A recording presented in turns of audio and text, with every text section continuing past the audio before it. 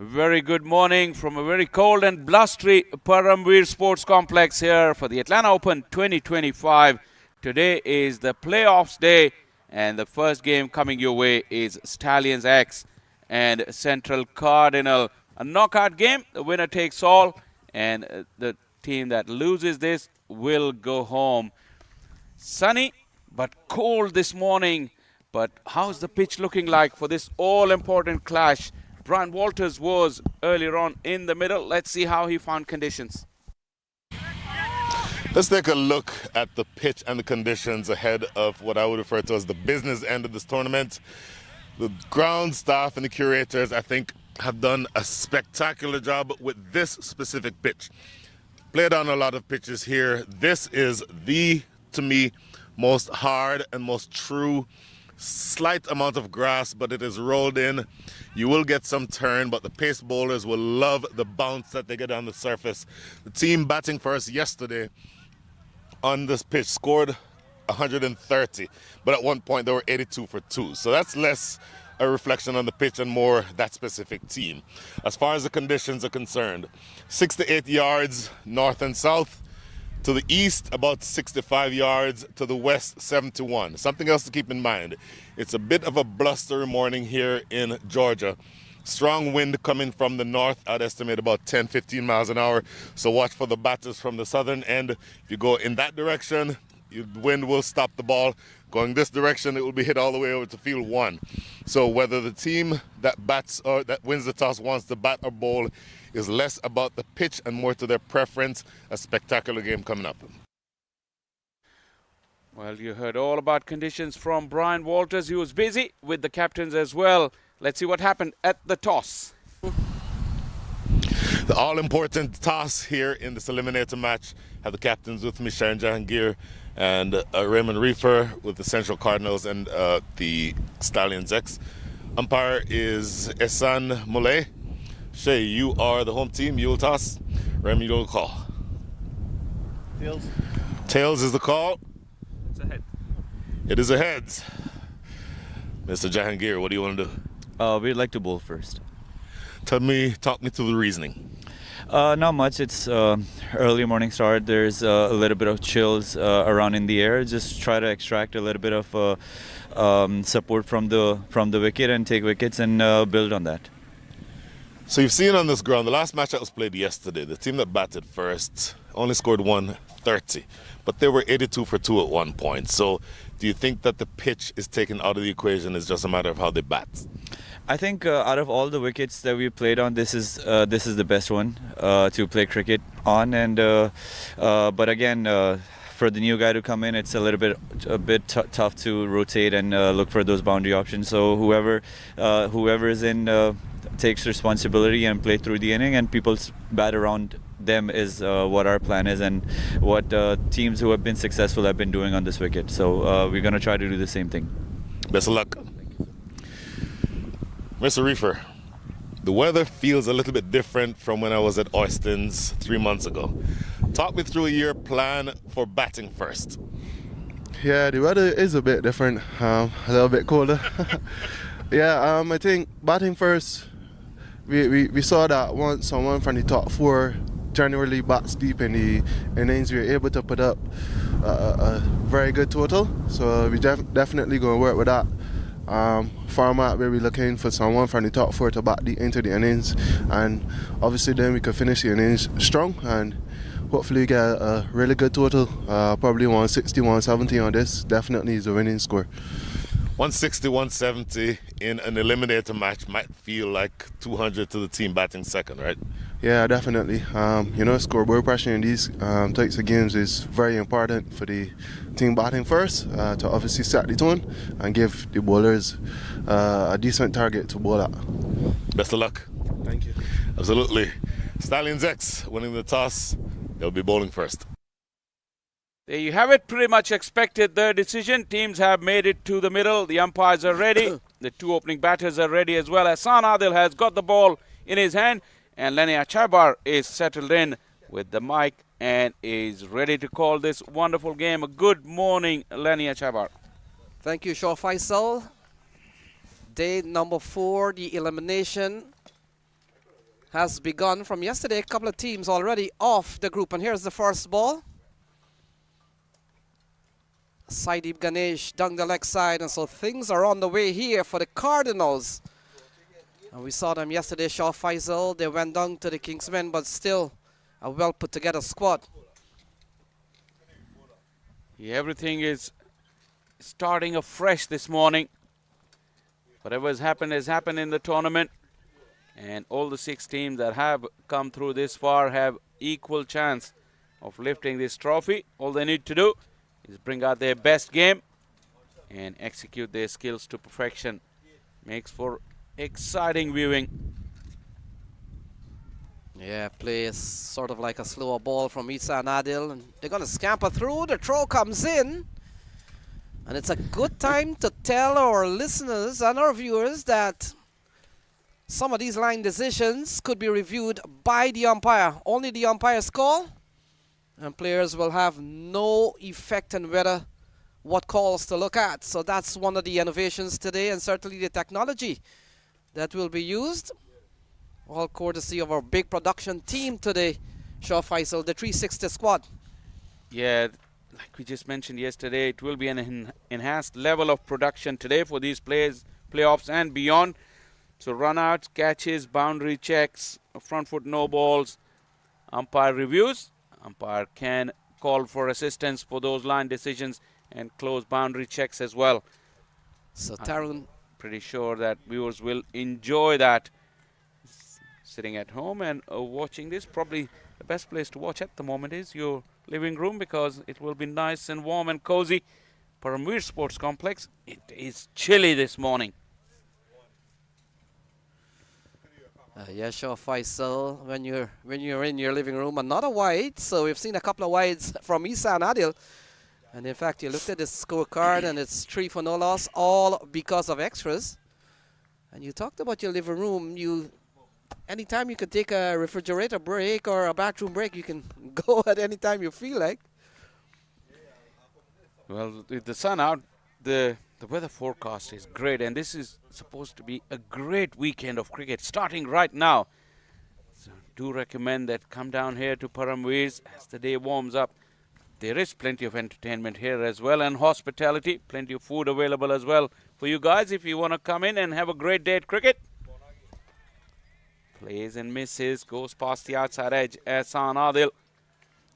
Yeah, definitely watching cricket at the venue. There's no experience like that.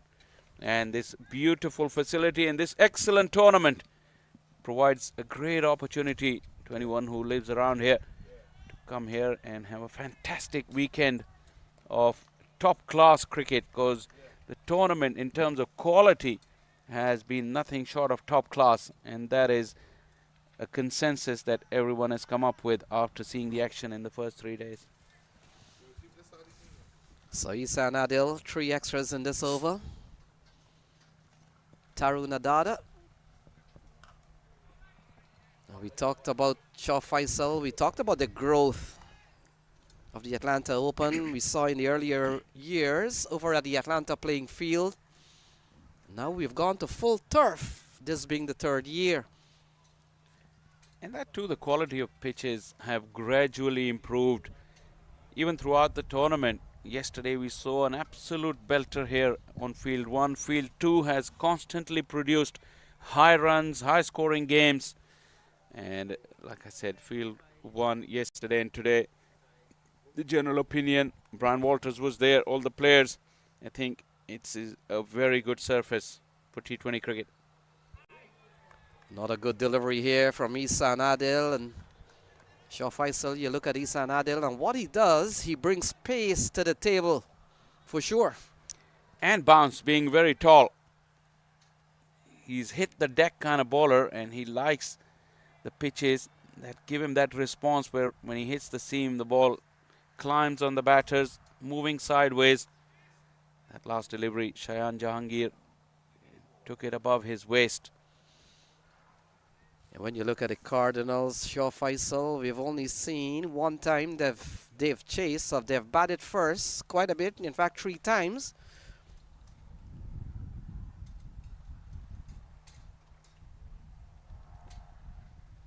Yeah, big play and a miss, and Adada can't make contact. Ball goes through to Cheyenne. So apart from the extras, this has really been a good start from Isan Adil. You can expect the big fast bowler to just take a little bit of time to warm up because it's very cold.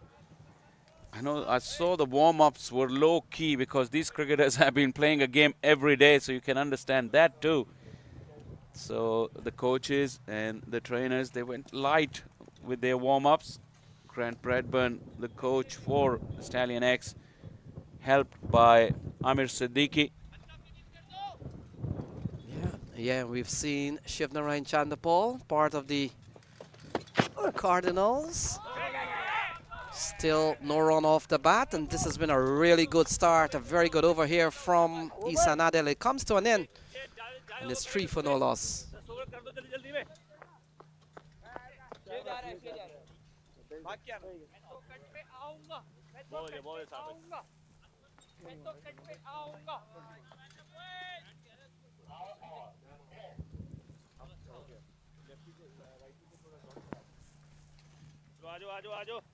Time ना दो leg stump please हां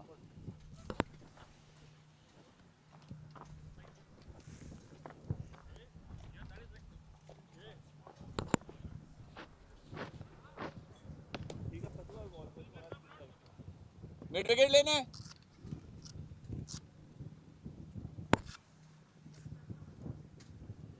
So a good start from Stallions X, having won the toss, led by Shahan Jahangir, winning the toss, opting to bowl first. We've seen a very good over from Isan Adil. And so left arm spin to start.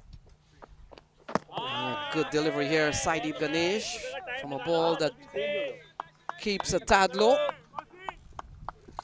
We haven't seen any run from the bat yet. We've seen a very good over from Isan Adil. And we've seen a good start here from the left arm spinner. And Saidi playing across the line of a delivery that turned across him. And we've seen a good start here from, it looks like Usman, who's been given the ball here.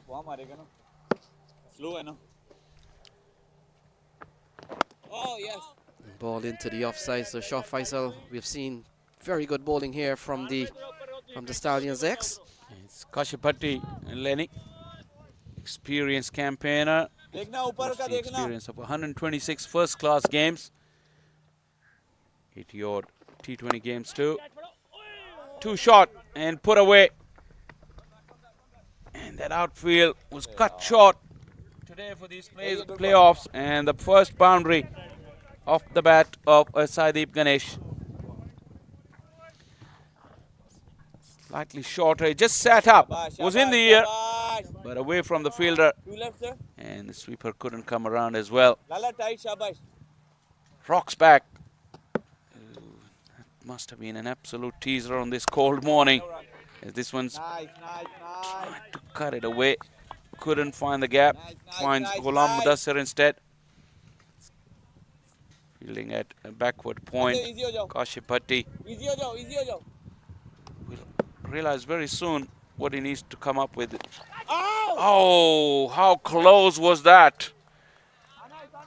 That big hoik, and it went perilously close to that leg stump.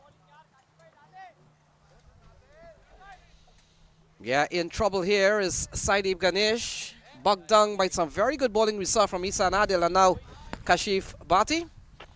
It comes to an end, 5 for no loss, so good start here from the Stallions. Opting to bowl first, and Shah Faisal, as we have seen so much in this tournament, left arm spin has really been the pick of the spinners that we have seen. And if you're looking for pace, well, the man with ball in hand, Isan Adil, has given you that in the first over. Yeah, we all know what Isan Adil is capable of, but talking about left arm spinners, they have been phenomenal throughout this tournament. A wide slip in place. Shot into the offside, Tarun Adada. That would have been out. He was struggling. A direct hit was needed.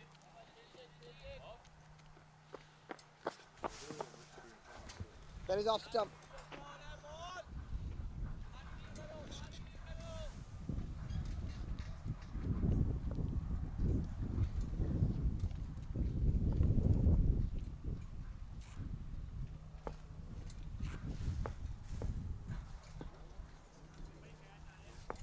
So Saidip Ganesh, we saw in the last over, was in a tangle with the left arm spinner. And look at that, beats the edge outside the off stump and through to Cheyenne. How do you play that? An absolute peach of a leg cutter from Ehsan Adil. Got a smile on his face. Who would not like that? Big, tall, fast bowler in the back of the commentary box. Brian Walters brought a smile to his face. That was a terrific delivery. Yeah, ripper of a ball. And we talked about the first over from Ehsan Adil. Gone for 3 extras, so he's yet to concede a run that has come off the bat of either Tarun or Saidip. Oh, top edge. It doesn't matter how they come. They will welcome this shot. Productive one off the bat of Saidip Ganesh. And gone for 4. Yeah, not quite where he intended, but he'll take the result. Ehsan Adil, not quite short enough for this kind of shot, but Saidip wants to make a statement, wants to be aggressive and put the pressure back on the bowler. Making Ehsan Adil think twice and changing his plans. Yeah, you gotta love the bravery of Saidip Ganesh. He's taken on Ehsan Adil. Then they go up to double figures. We talked about whenever the Cardinals have batted first, Shaw Faisal, they've posted good scores. Now down the leg side, we'll wait and see. May have come off something. And leg bye is the call. So 4 more leg byes added to the 4 off the bat of Saidip Ganesh. Although Ehsan didn't do a lot wrong with the previous delivery, he still wanted to tighten up on the line and pay the price for bowling 2 straight. That's 2 boundaries, and credit to Saidip Ganesh for being proactive, looking to put the pressure back on and earned a couple of boundaries. And Shaw Faisal, we talked about the times when Central Cardinals batted first. They really put on scores.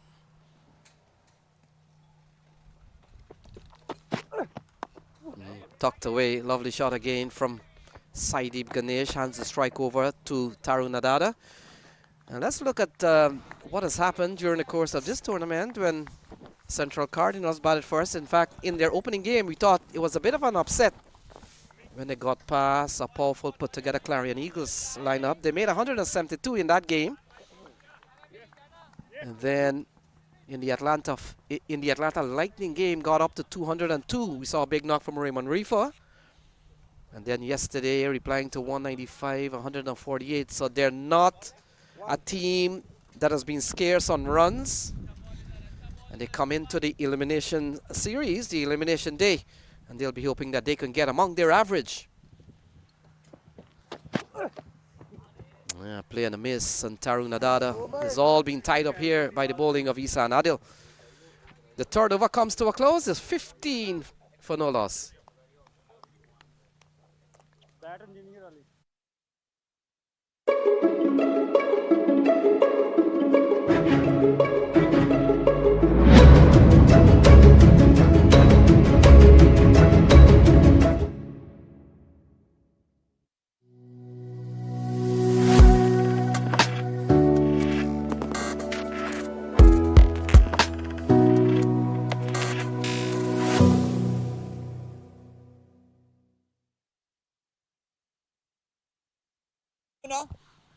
So 3 overs gone, 17 for no loss.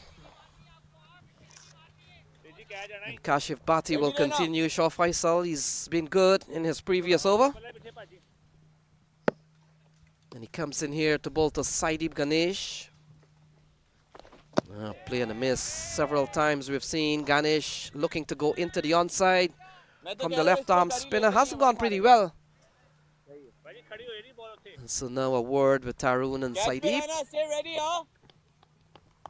ताजी थोड़ा जिया खुल जा ताजी थोड़ा And you Jiya get the feeling that Taruna Dada might have been a good fall to the plan.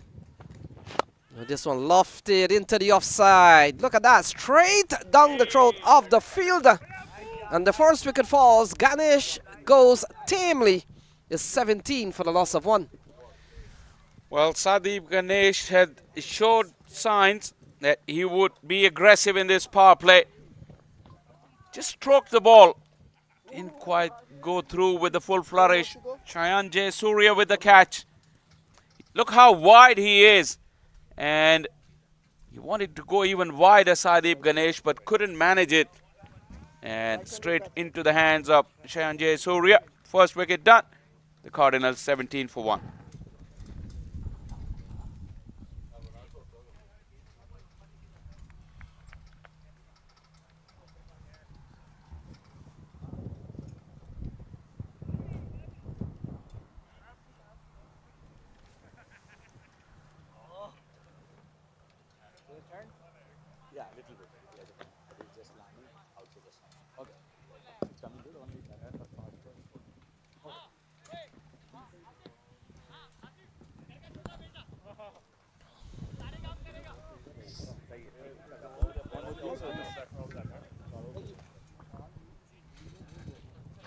जाओ ना यहाँ क्या खड़े हो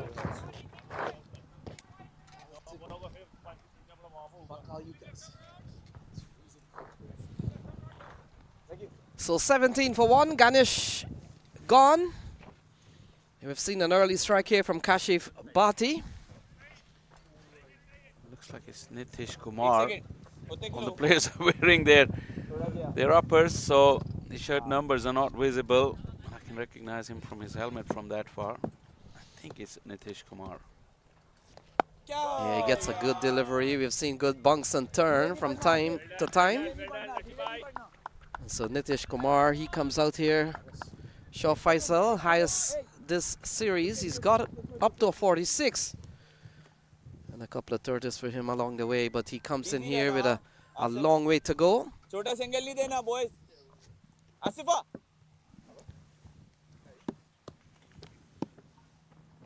no run there Yeah, Kashif Bhatti has really bowled well. We saw him a couple of days ago, Shah Faisal, on field number 5. You get the feeling that he was always going to spearhead this Stallions X spin attack. no run Yeah, into the offside. Well stopped by the fielder. Looks like Sharad Number. That might be Tajinder Singh. He's done well. Yeah, talking about Kashif Bhatti, like I said, the experience, 120 first-class games, 83 T20 games, and plenty more List A games oh yes buddy at a higher level. Definitely means that he knows his craft. He's very wily. Closes out over number 4. It's 17 for 1. D point or square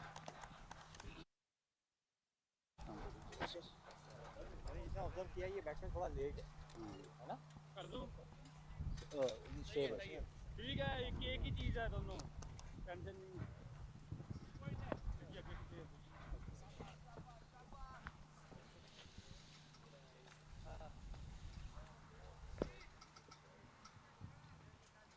17 for 1. New bowler Sadeep Ganesh, the man dismissed.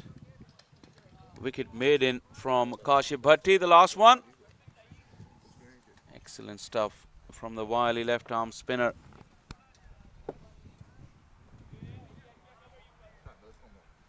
So it looks like Ghulam Mudassar has been given the ball here, Shah Faisal. And so Isan Adil gets a relief. 2 overs, no made, none for 8 from him. And we'll come in to bowl to Tarun Adada. He's been there for some time. He's failed to connect on a couple of times.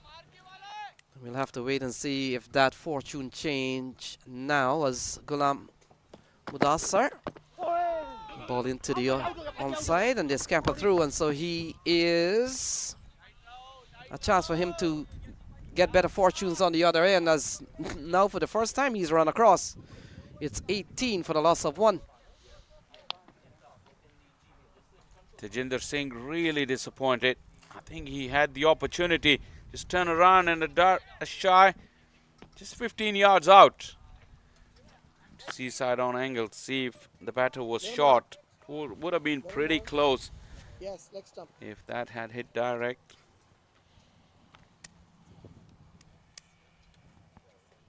So this game is a couple of the teams.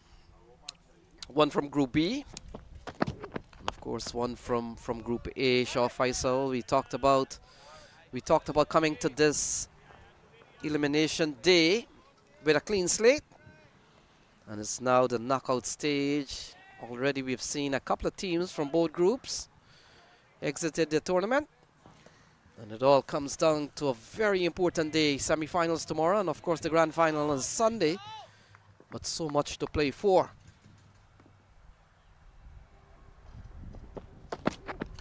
That's a good shot into the hands of the fielder Isan Adil, and another tame dismissal. Nitish Kumar is gone. It's 18 for 2 now. Well, that's a big wicket.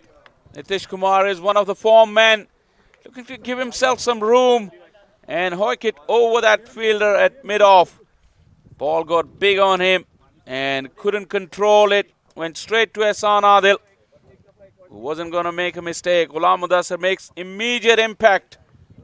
And it is the big man Nitish Kumar in the big game. Walks out for a duck. And the Cardinals now 18 for 2.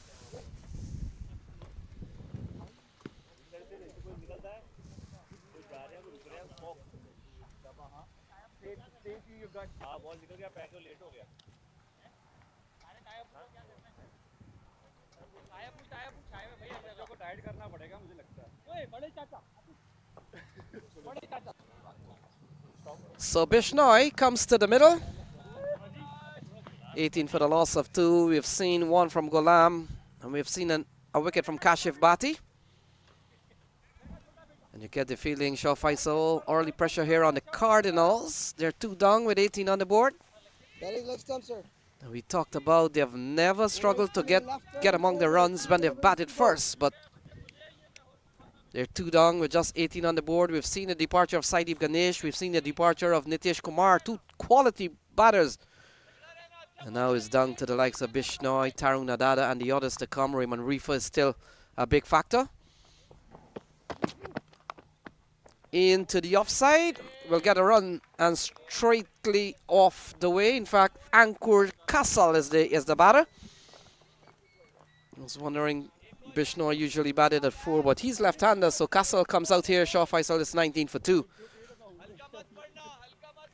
You've seen these morning games.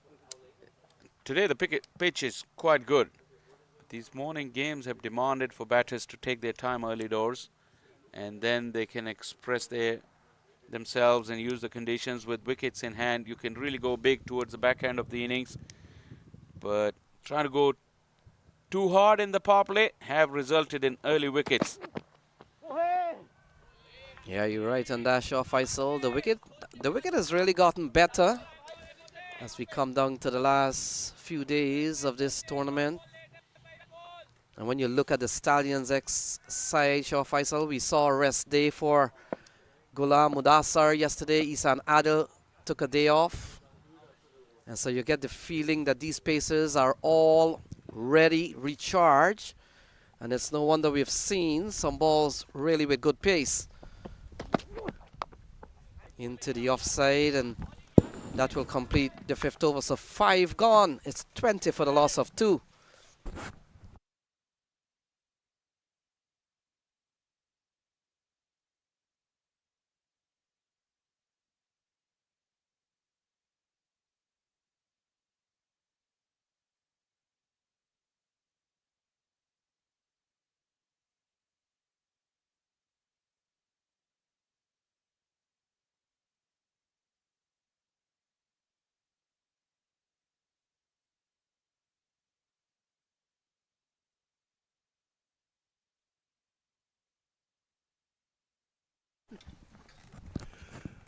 So 19 for 2. Brian Walters here with you to start over number 6, last over of the power play coming up.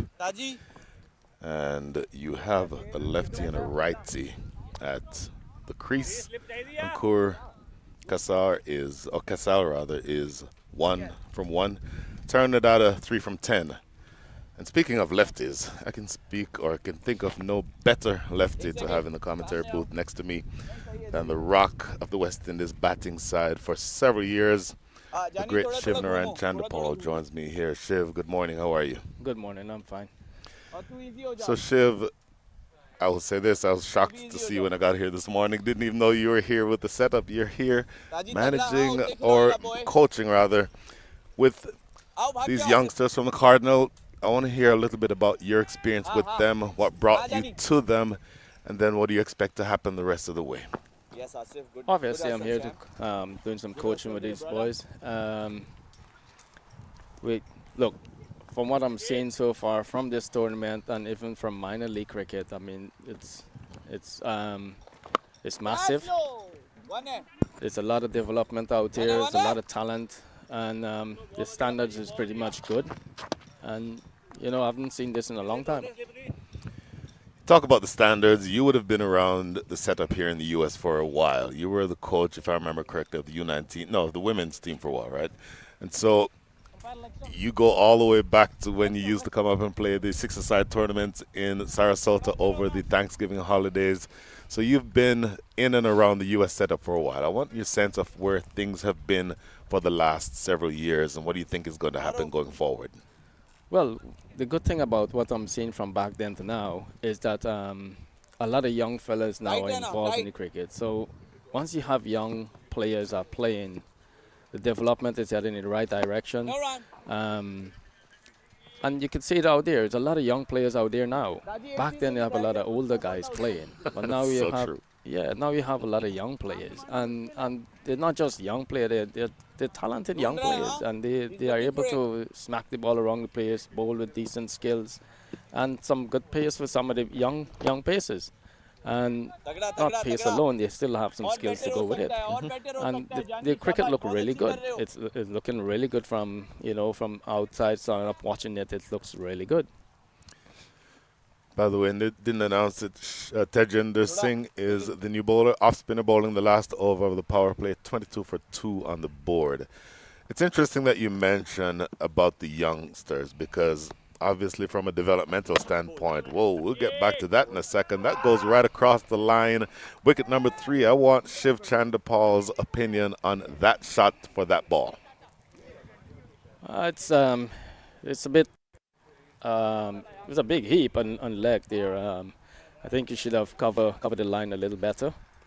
Probably trying to hit it a little more in front of square, trying to pick the gap, and did not cover the line properly. And it was a straighter ball that came right through. Yeah, so he just, you see, from that video there, you see he's already gone across. And I find when the ball keeps a bit lower on the wickets out here, it's a little more difficult for them to bat. And when it bounces a bit more, it's a lot easier. And I think that all come down to playing more on matting wickets or artificial wickets where when the ball bounces more, it's easier for the guys to score and bat better on it. That's such an important point, and I want you to talk about that a little bit more because historically in this country, most of our cricket is played on artificial surfaces, whether it be matting or whether it be, you know, concrete with AstroTurf on top of it. But the difference between, let's call it recreational level cricket and proper high level cricket has to be the surface that you're playing on. Well, look, turf wicket, the ball always going to keep a bit lower. That's why we said you assess the conditions. And when you go to a ground and you see the wicket is been a bit lower, obviously you cannot be so upright looking to play the ball on the bounce and stand up straight and looking to play the ball. You have to be bending forward and leaning into your shot a little more.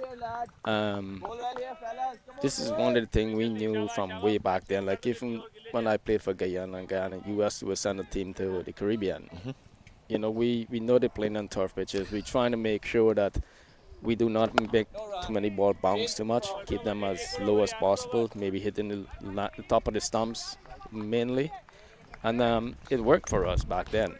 And, you know, now that you're having more turf pitches out here, these guys are going to learn to play on turf pitches a little more, which is going to help them when they go on different conditions to play on different turf pitches around the world to play on. and international games, whatever games they play in overseas, it's going to help them more because you have more tough wickets out here now.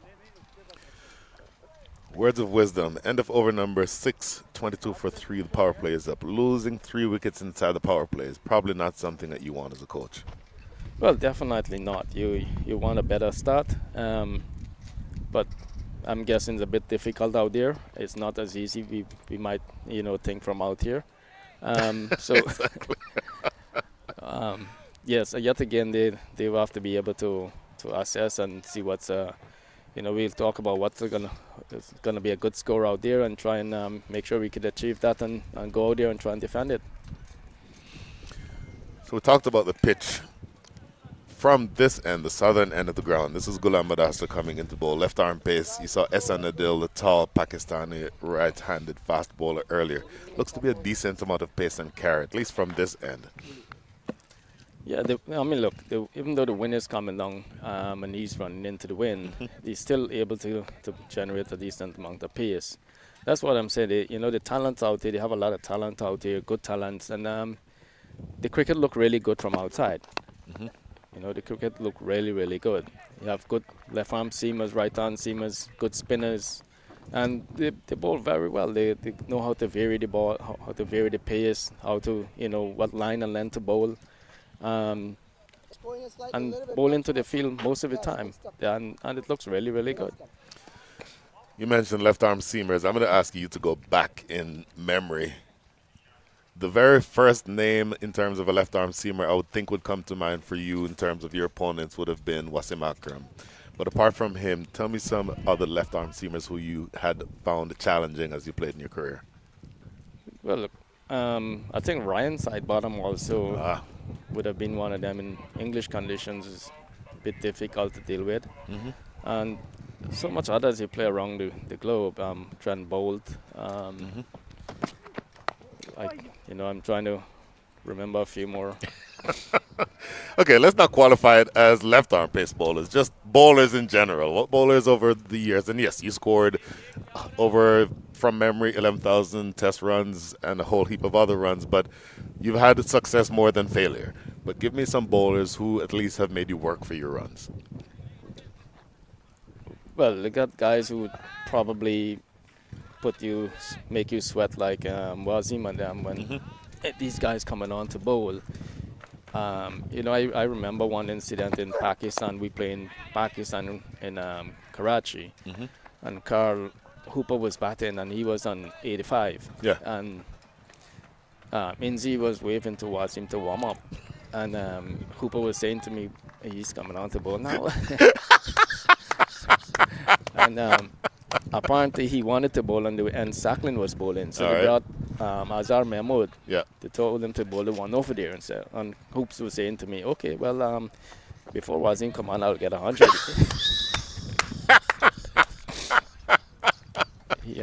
And he did. Azhar came on to bowl the one over. Hooper hit him over extra cover, I think, for 6, or back over his head for 4, and then he got a single, got to the next one.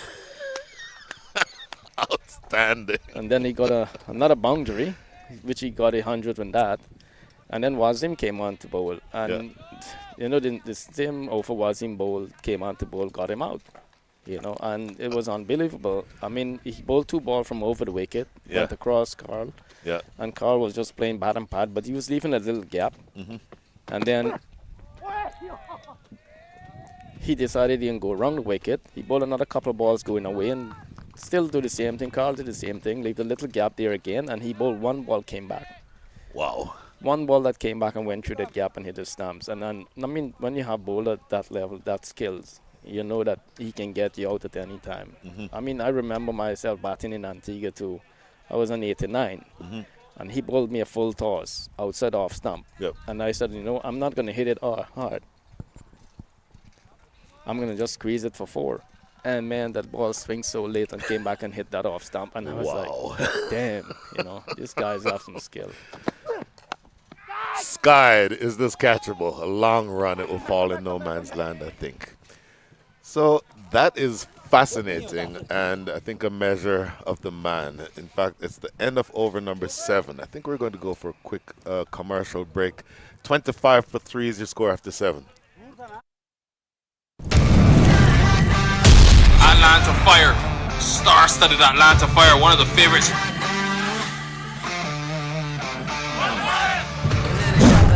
Man, indeed, but that one is smack.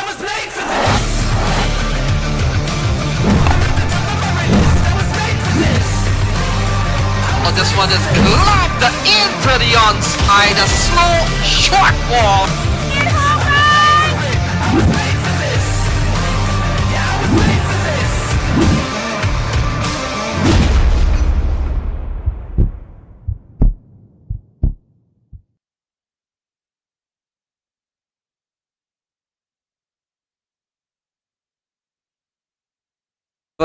Shivnarine Chandapal.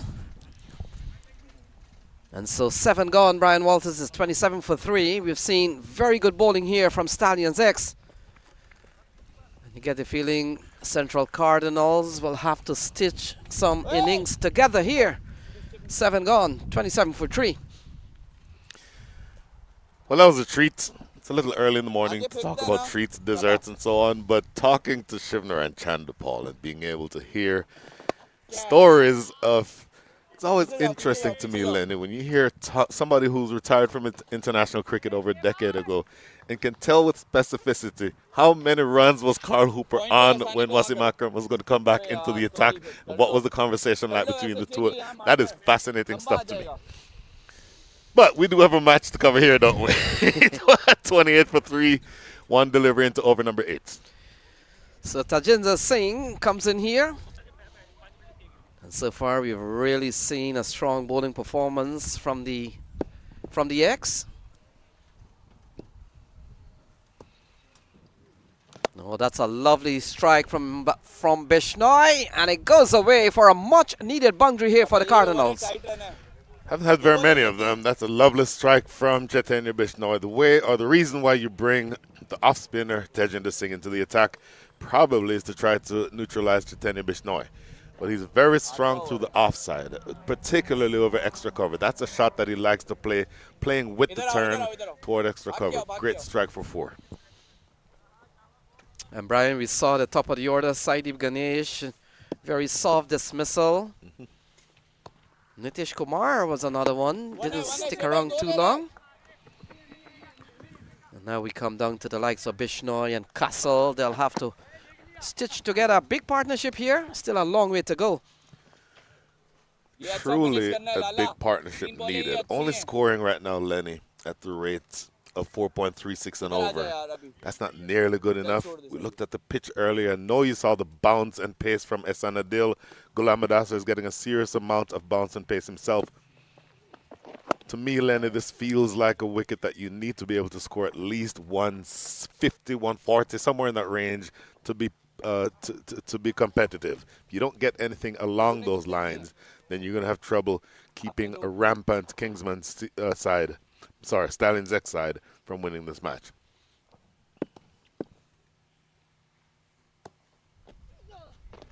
And what we've seen, Brian, from this Stallion X bowling lineup, the variety is pretty much there. We saw Ehsan Adil, we saw Ghulam Mudassar, the left arm seamer. We've seen Kashif Bhatti, left arm spinner. Now Tajinder Singh, the off spinner. Only reason why, as I said, you bring Tajinder Singh in to try to neutralize the attack from Chaitanya Bishnoi. But for me, Lenny, the biggest issue is going to be the pace itself and how it comes onto the bat. Well, it's end of over number 8, 35 for 3.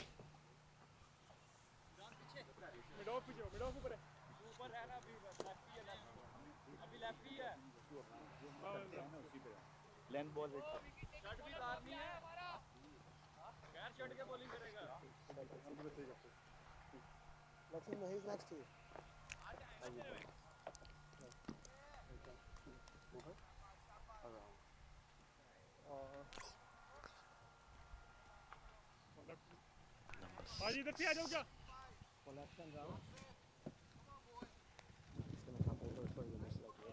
That's our new bowler. Coming right on round.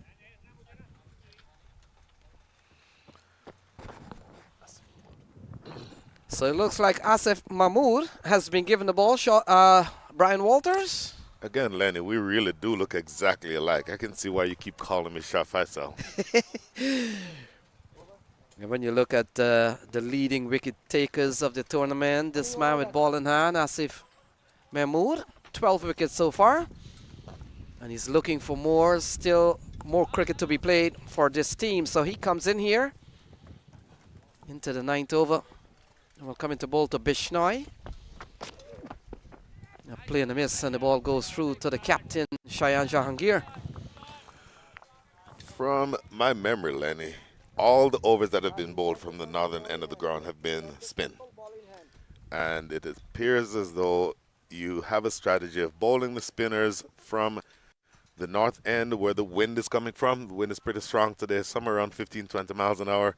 And then the pacers running into the wind, which is always difficult. But you've seen good bounce and pace from all the pacers who've bowled so far. So ball pulled into the onside, finds the gap, Bishnoi, and it goes away for a much needed boundary here for the Cardinals. Well, you need a lot of these. Bounce and pace is there, but Chaitanya Bishnoi was so ready for that ball. And the ball is bouncing, but it's getting up that one around stomach heights, which to a batter like Chaitanya Bishnoi will not present that much of a problem. Look how well in front of square he played that ball, toward mid-wicket, which tells me he's seeing it early, and even though the ball is coming onto the bat, he's equal to the task, Chaitanya Bishnoi. So Brian, I talked about Asif Mahmood with 12 wickets, top of the table so far. You look back at 2024 and 2023, those numbers quite prominent at the top of the table for the most wickets, one by Harmeet Singh and one by Hassan Khan. So essentially, you get the feeling that we're going to pass 12 this year. Well, you would think. And Asif Mahmood, tremendous bowler, coming off of an injury, has been out for a while. So I would estimate that his pace right now is about 75 to 80% of what it can be at top level, but still plenty pace to trouble the batters. Yeah, good delivery again. And you talked about what we've seen from this end. We've seen Isa Adil bowl pretty quickly, and we saw Ghulam Mudassar. Now it's Asif Mahmood on the other end. You talked about Kashif Bhatti. He's been so good today. 3 overs, 1 minute, 2 for 4. Yes, sir. So as I said, you like the strategy of bringing the spinners in from the northern end because that's where the wind is coming from. And anything struck, you saw the dismissal, the first dismissal of the opening batter who went down the ground, pretty much nailed or middled it, but hit it into the wind. And a pretty simple catch by Shehan Jayasuriya. He's not going to drop those. So I like the strategy. It's a two-pronged strategy. Bring the pacers in from the south and the spinners from the north. Yeah, ball pulled into the onside. Not timed well. And Brian, I made a point that Central Cardinals never struggled for runs when they batted first. 172 in their opening games. And they got 202 against the Lightning in their third match of the series. So 41 for 3 here, going just over 4.5 runs and over. They've found probably a sterner opponent in Stallion X, but still some ways to go. Asif Mahmood will complete his first over here. And we've known the class of Bishnoi. And look at that, still a very good over here from Mahmood. So this one comes to an end. 9 gone, it's 41 for 3.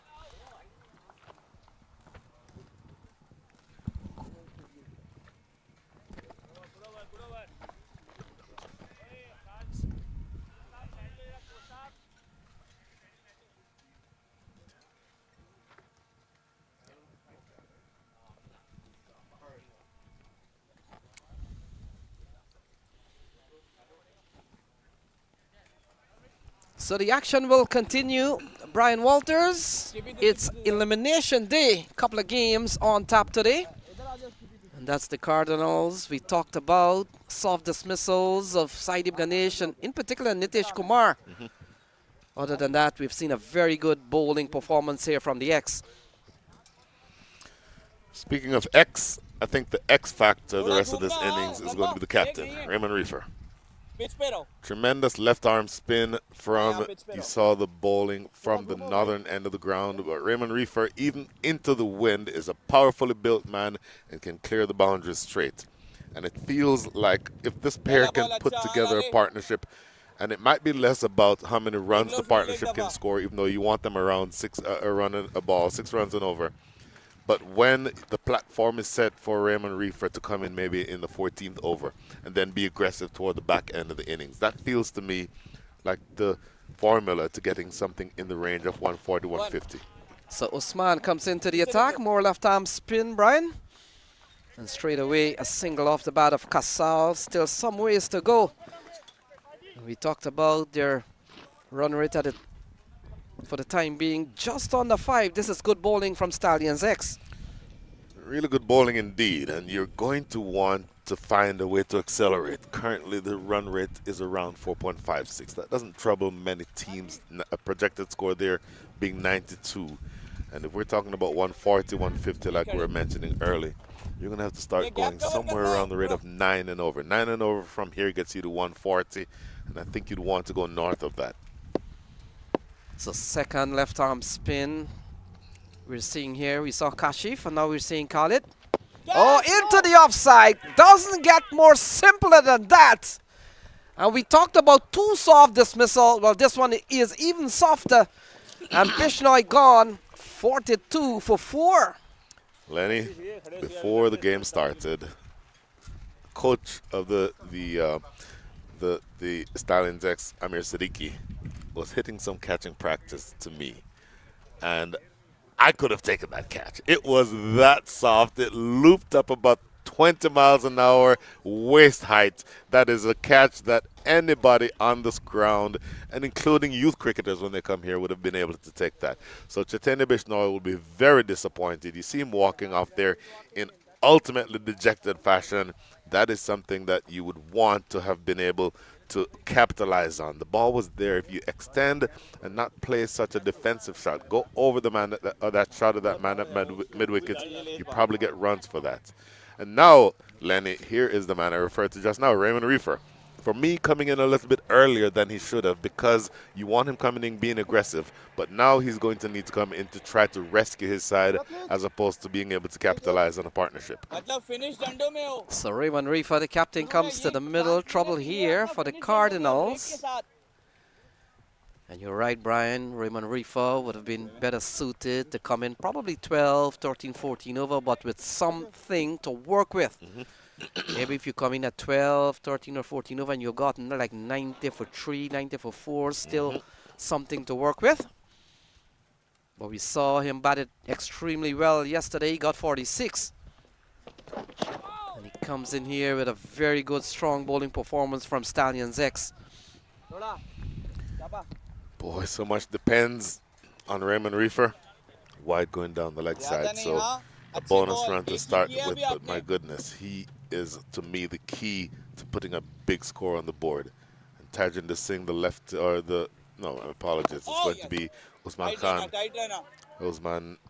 Khalid, rather, who is going to be key. The left armor bowling to the left-handed batting Raymond Reefer. Watch out for deep mid-wicket. For me, that's the area that he can score in heavily off of the left-arm spinners. Big shot into the onside. Gone a long way. Gone high. And it has the distance. Gone for 6. That is exactly the area I was referring to, Lenny. He can score easily in that area because the ball is turning into him. And even though there is pressure, you put the ball on his pads at your peril, and he's playing with the turn. That's a pretty clean strike for a left-handed power hitter. And Brian, you talked about the Reefer family, certainly a big name in Barbados. And they've always been in the first class international scene. The name Reefer. You see Raymond Reefer here. We've seen Floyd Reefer at the international level, who's being part of the West Indies team in India now, part of the coaching staff. And earlier on, we would have seen George Reefer. And here's another Reefer for you, Leslie Reefer. Umpire Leslie Reefer. Brilliant umpire. Brilliant young umpire. Yeah, part of the big panel. international cricket these days. So final ball to end the 10:50 comes up, by the way. And Casal is the man on strike. Usman Khalid has gone for 9 in this over. The ball tugged into the onside. Doesn't time it well. And with 51 on the board, that completes 10. And so 10 gone is 51 for 4.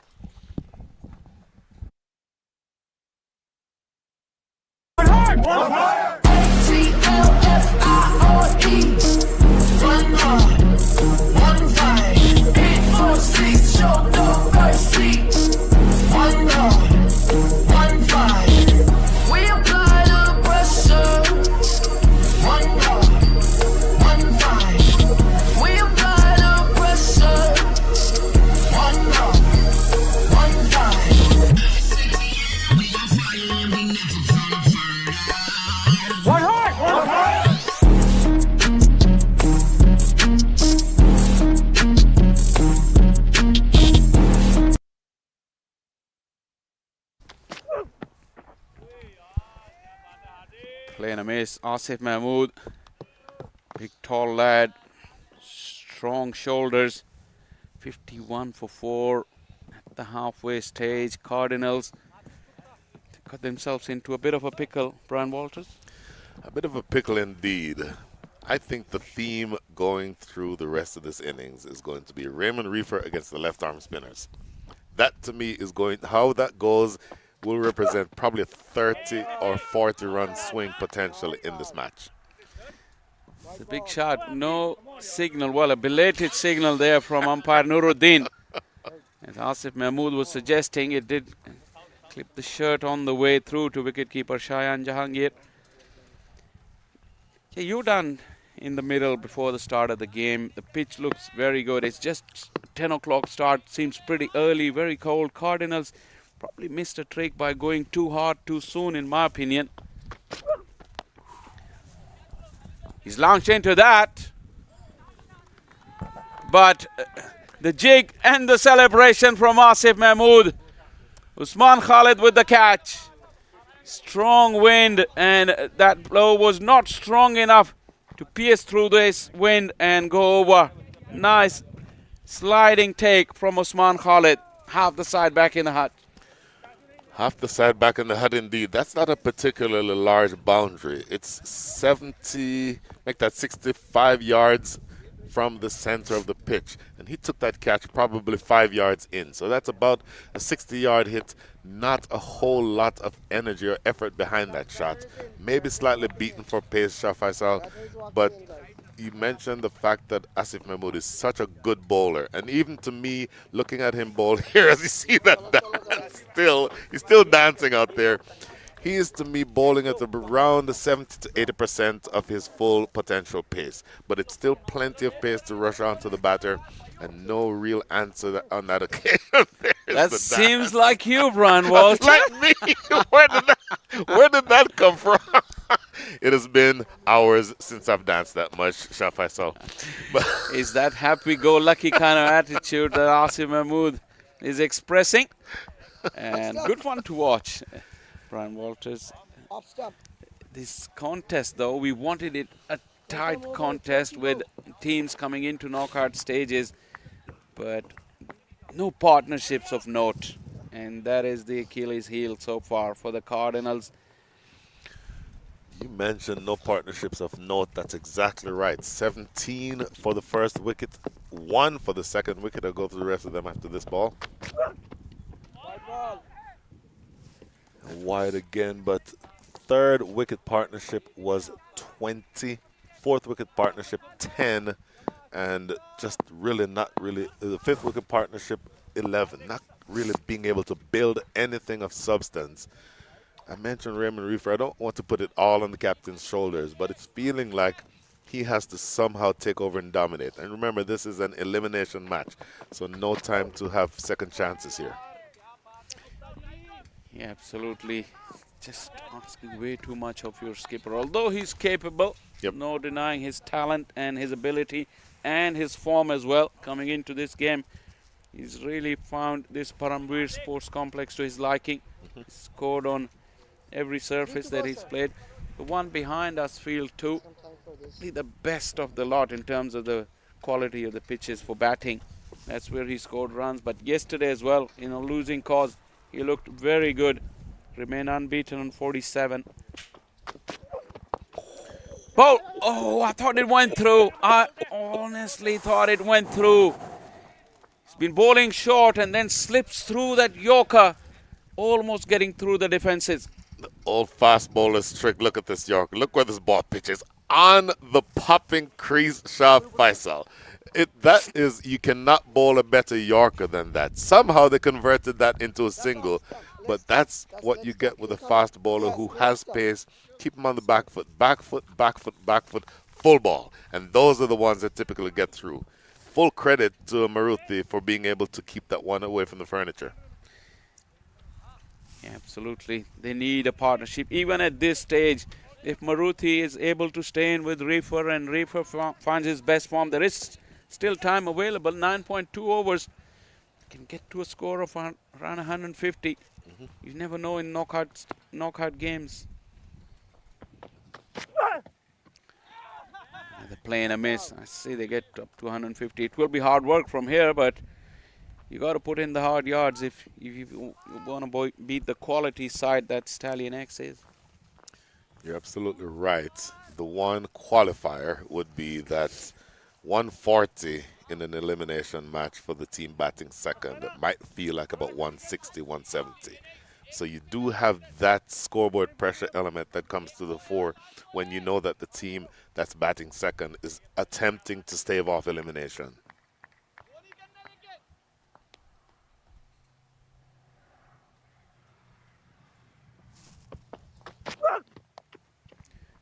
Riding the bounce very nicely.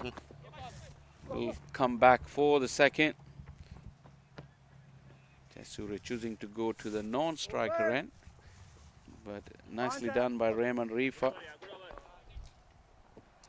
Generally, this Cardinals side does include quite a few youngsters as well. Good experience for them, and that's where the importance of Raymond Reefer. He might not have showed them how it's done, but through the camp, he would have explained to the youngsters the process as well. 11 done, 56 for 5. Single में तेरा पूरा खिलाना है इसको out हो जाएगा 5 बॉले खेलेगा तो ये एक पीछे जाओ लेफ्ट छोड़ दो लेग एम्पायर ओके काशी भाई इन्हों में कह रहे हैं थोड़ा इधर दो लेन दे ये सिंगल नहीं ले वो यहां पे एक करते हैं हां ठीक है इधर आ जाओ इधर आओ घूमो Shooting range on the ball, and the think tank of the Cardinals looking a bit worried. Looking a bit cold as well. Losing the toss is a big disadvantage under the circumstances. You'll have to keep that in mind all the time. Side edge onto the pad. Kashif Bhatti into the action again. Left arm spin. If I am Maruti Reddy, I'm looking to tap the ball into the gigantic gap on the leg side and get Raymond Reefer on strike. There is nobody in the same zip code as Maruti Reddy on the leg side. So if possible, step over, work the ball into the leg side. That is perfect. That is all you need to do. And get the man with the ball turning into him on strike. Yeah, that was too straight and allowed Maruti that opportunity to rotate strike. But he is really rushing through his overs, not allowing too much time in between the deliveries. Got through with 2 dots and a single. But now he's got Raymond Reefer. Although clever that they're making Reefer hit into that very strong breeze onto his own side. It has to be a real good hit to go over the line. And is this good? Not quite because of the wind. Almost landing in the lap of Tajinder Singh, it looks like it. He got a hand, but couldn't prevent the boundary. The wind is the only thing that prevents that ball from ending up in those pine trees at deep mid-wicket. Raymond Reefer is a tremendous striker of the ball. The wind is coming directly from that direction. And so the fact that he got it just over the top of Tajinder Singh, I think speaks to his strength. But if you are the bowler, Kashif Bhatti, you don't mind that shot. Just anything less than a perfect hit in that direction is the end of the captain. Exactly, that's what I said. It's a clever move by the skipper to bowl the left-arm spinner from that end and making Reefer hit onto the onside with a lot of help from the wind. It's really picked up in the last couple of minutes too. Yes. As Kashif Bhatti fires it in outside the off-stump on that occasion. He will be wanting Reefer to drag it from across and lose control. The line should be around off-stump. He has done that, Reefer, but this time bouncing away to the sweeper. 8 of the over, not bad result at all for Cardinals, as Reefer will keep the strike. 12 done, 64 for 5.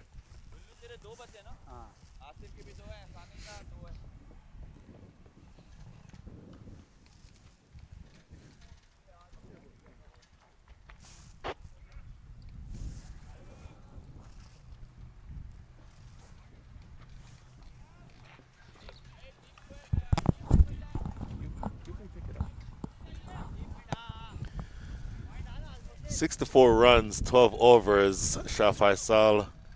9 and over from here gets you to 136. 136 to me feels like the minimum amount that you'd want on this pitch, particularly trying to defend that number for the team batting second, where conditions should be better in the second half of this game. Yeah, you're right.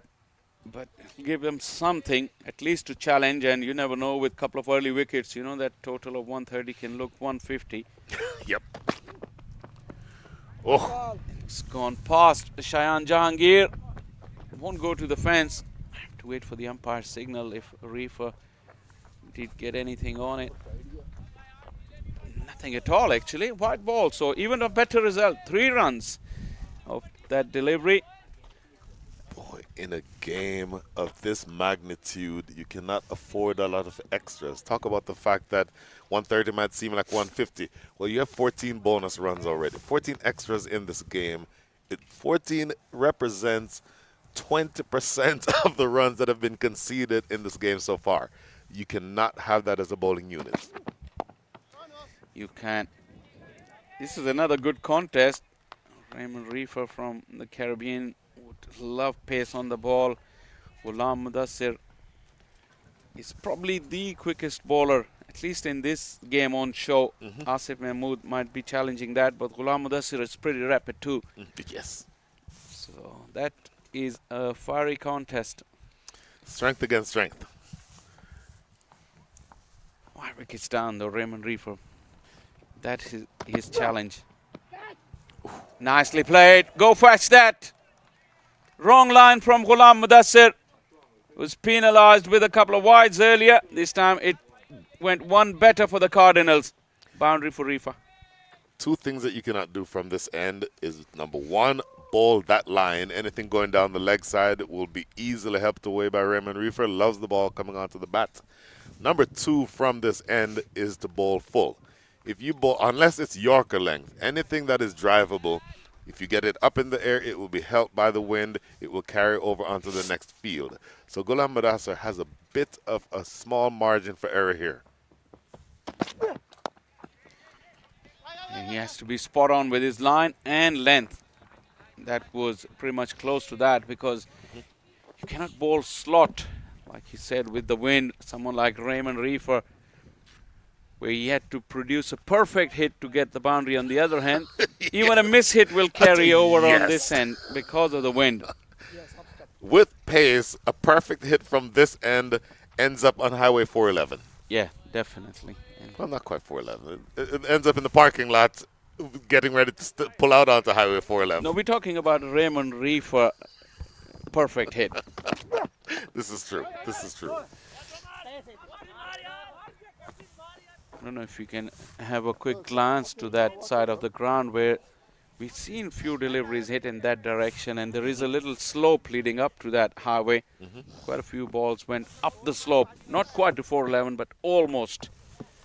So that won't be the case here with Maruti hitting towards the offside. He may not produce such a big hit. Chance to catch it. Oh, perilously close to that fielder. But Maruti took a chance and came good with it. The runs continue to flow in this over. Continue to flow indeed. Asif Mahmood at short mid-off, just out of his reach. Just maybe another 2 feet. If he's able to get over another 2 feet, he might pull off a spectacular catch there. But you need all these runs absolutely flowing for you here. This is up and over. Chase is on, but it will be in vain. Almost clattering into the combo. Asif Mahmood. Another boundary though. This is good for Cardinals. Oh my goodness. So I thought that Asif Mahmood was going to end up on this table in front of both of us here, Shah Faisal. But that's what you need. Again, overpitched on this ball, going straight down the ground. 4 runs to close out the over. This is where Asif Mahmood is running into Brian Walters. I know who would have come second best. You leave it right there, sir. My apologies, by the way. I said the end of the over. This is the last ball coming up, but a really productive over nonetheless. 76 runs already, so you're getting more along the lines of what you're looking for if you're pushing toward that 140 mark. It's 80 now after that boundary, after 13, as we are watching Tajinder start a fresh over. So yeah, my apologies again. So I was right the first time, but yes, 80. Now, this presents a different challenge with the right arm spin of Tajinder Singh, because now the ball is turning away from Raymond Reefer, and that really will induce a wicket if he hits it toward mid-wicket. So he's going to have to be careful here. Intriguing, this game of so many different variables. Yes. Back and into the hands almost of Sharad Lamba. Diving forward, never easy. It was tipping down on him. 10 out of 10 for the effort. But Lamba would be thinking he's better than that. You hate to be critical, and the most difficult catches to take are the ones flat at you in the outfield. But it just did carry, not able to get his hand underneath it. All of a sudden, this game has kicked into some action. They were just waiting for me and you to get in partnership in combox. Is that all it took? Well, this game is kicked into action because of this partnership. Now we're 31. And now the singles are coming. So very few dot balls in between, and that also is a sign of the innings gaining rhythm and momentum. If you go 6 and over, 7 and over through, let's say, over number 15, and then from there on, you know, let the dogs loose. No run. Nice. You have somebody like Raymond Reefer. By the way, this entire week, every time I've started to say Raymond Reefer, I've said Floyd Reefer. It happens every single time. But if you have him cut loose in the last 4 or so overs, then you certainly can get a much more competitive score on the board. Yeah, partnership. Again, we mentioned that, and you see a little partnership, and then we see flurry of 4. Singles keep coming. And the innings are looking a lot better at 6 and over after 14. It's 84 for 5.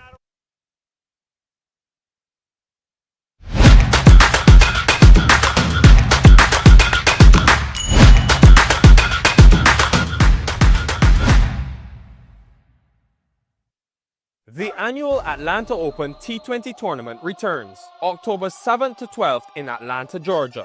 Presented by Atlanta Fire Cricket and Tariq Real Estate, 12 teams packed with the best domestic and international T20 talent will be on show. Catch live action on the MLC Network, Willow Cricket and T Sports.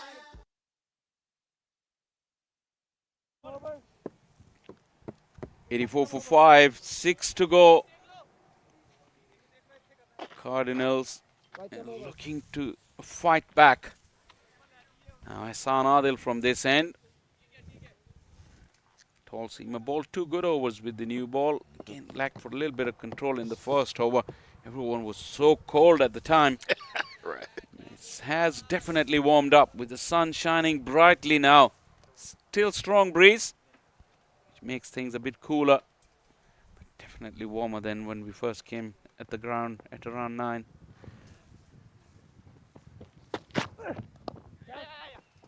Easy single. Fielders sitting back at the edge of the 30-yard, so there are singles available. And to their credit, they've been able to pick them up quite regularly. So the last 5 overs, Shaf, I saw 43 runs scored. So that might not sound very impressive, but it represents 8.6 and over from an overall innings right now that the economy rate is, or the run rate is 6. So you're certainly accelerating at the right time of the innings. You bring Esanadil back in for the reason that the captain senses that that acceleration is taking place. Cramping him for space, but again, soft hands, watching the ball onto the bat and getting a single. Yeah, just a while ago you said 9 and over would have taken them to 136. I think from here on in the last 6, 9 and over will take them to 139. I make it, which is still slight improvement. And with wickets intact, the partnership going, the deeper they go into the innings, that 9 and over can be converted into 10, 11, even 12 if Reefer gets a good day. So they're still hanging in there. This partnership needs to carry on though for a little longer.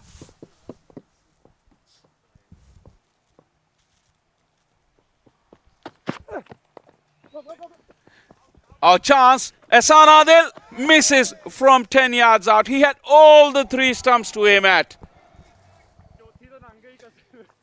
He looked. He took his time. He had all the time in the world, and he probably could have read a book in that time. Look at this here. Look at this. When that throw passes, he is not even in the shot. That was one that you wanted to have. Esanadil is a brilliant fielder for a man his size. He will want to have hit there. As you mentioned, he had 3 stumps to aim at. And from that angle, boy, you'd like to fancy the big fast bowler's chances of being able to make that hit. Well, he'd be regretting the fact that in his younger days he didn't play those marbles. If you're good at that, you could easily find those 3 stumps a lot bigger target than a marble. Edgy runs away down the hill. Jayasuriya gives up the chase nice and early. A boundary to Reefer. And the innings continue to propel for the Cardinals. So Esanadil, you don't expect him to pitch up to Raymond Reefer because Reefer can go back over his head. But look at the big man here, just opening the face, intentionally playing that late, opening the face just to get it fine of the man inside the ring at backward point, and it races away down the hill. A bit of a, maybe a thick outfield, but nothing stops that ball from going all the way to the boundary. That shows the versatility of the man. Yes. He's got the power. He showed us he's got the touch as well. Oh, that's a flashing blade. Sweeper wouldn't get to it. It went flat and hard and over the fence. Raymond Reefer at his very best. Again, trying to not pitch up to him, but the mistake that you make here, Esanadil, is going too wide. And he does not need room to play that shot. You cannot allow Raymond Reefer to free his arms like that. Flashing it away, and again, the wind is coming from that direction, but the ball still carries over the ropes at deep point for 6. And you mentioned it, flat and hard, all the way over point for 6. This is looking good. Looking very good. Last few overs. It's gone again. This time to the left of that sweeper and a long way over. Not as flat, but it went very, very far. Back-to-back 6s to close out over number 15. Stop me if I've said this before. You cannot bowl that length from this end. From this end, the ball is being helped by the wind. 6 over extra cover. A charge is on the way. 100 is up. 50 partnership. All of those things happening all at once, Shah Faisal. You and Lenny have a really exciting 5 overs remaining. Asif. Asif,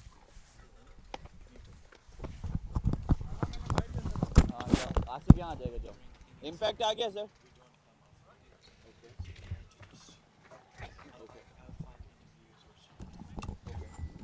शाबाश boys लगे रहो हाँ लगे रहो शाबाश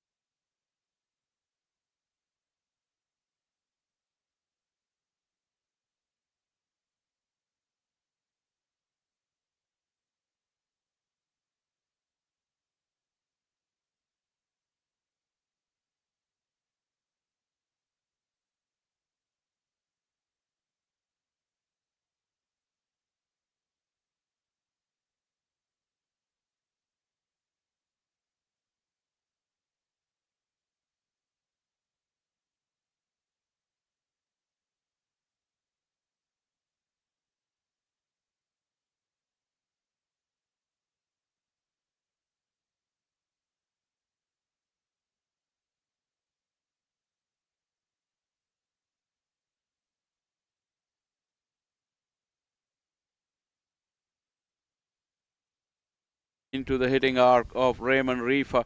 He's just bowling it dots and bowling wide outside the off stump, not allowing Reefer to get underneath. Margin for error will be very small for Kashif Bhatti against the likes of Raymond Reefer. Come on.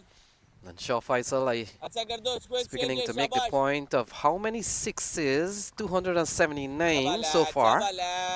But how many sixes personally were batters in this series? Well, we saw Mukhtar Ahmed with 14 sixes. We saw Jariwala with 12.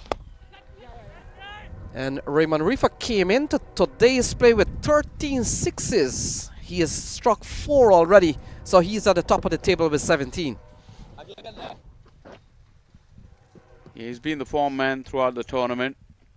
Other players will have a say about it because they will have games as well, but especially Mukhtar from the Eagles. But Raymond Reefer, what a knock. And the fact is, he's not done yet, and we saw some cheap scores from the top order, but Raymond Reefer and Maruti Reddy. They've posted a 58-run partnership now, Shah Faisal. And this over's gone for 7 so far from Kashif Bhatti. To apologize for the little bit of lagging behind in the scoring at the bottom of your screen. I'm sure they'll catch up pretty soon, but Lenny is up to speed with everything. So 111 now for 5. The 16th over comes to a close, Shah Faisal. 111 for 5.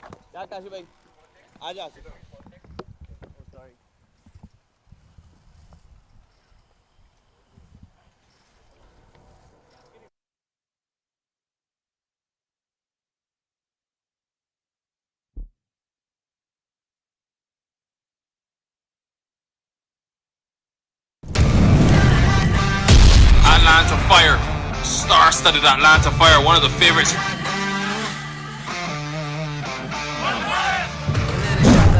Man in deep, and that one is smack.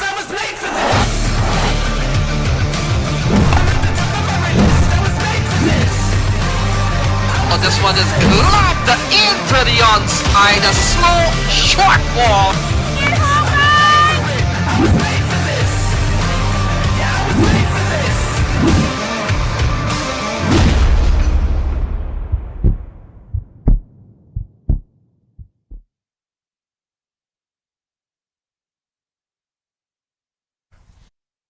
So welcome back, 16 gone, 111 for 5. And we're down to the last 4 overs. Asif Mahmood comes back into the bowling attack, Shah Faisal. Let's go. And we talked about Asif Mahmood came into the attack. In fact, we'll wait and see is from the other end. But it's 111 for 5. We apologize for the little lag in what has happened here. Wicketkeeper standing up, so it looks like it's spin. Kaushik Bhatti's got the ball in his hand.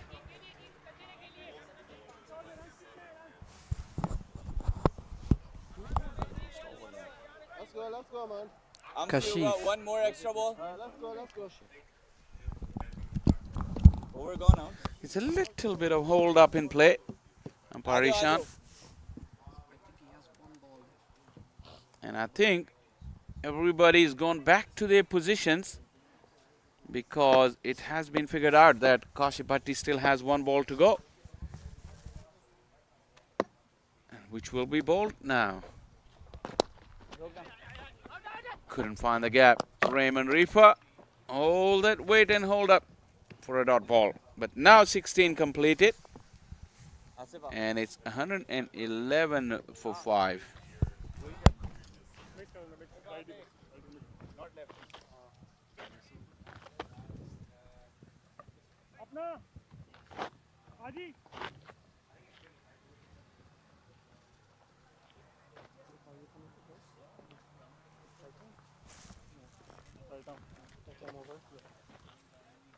Kashi भाई ऊपर है काशी भाई batter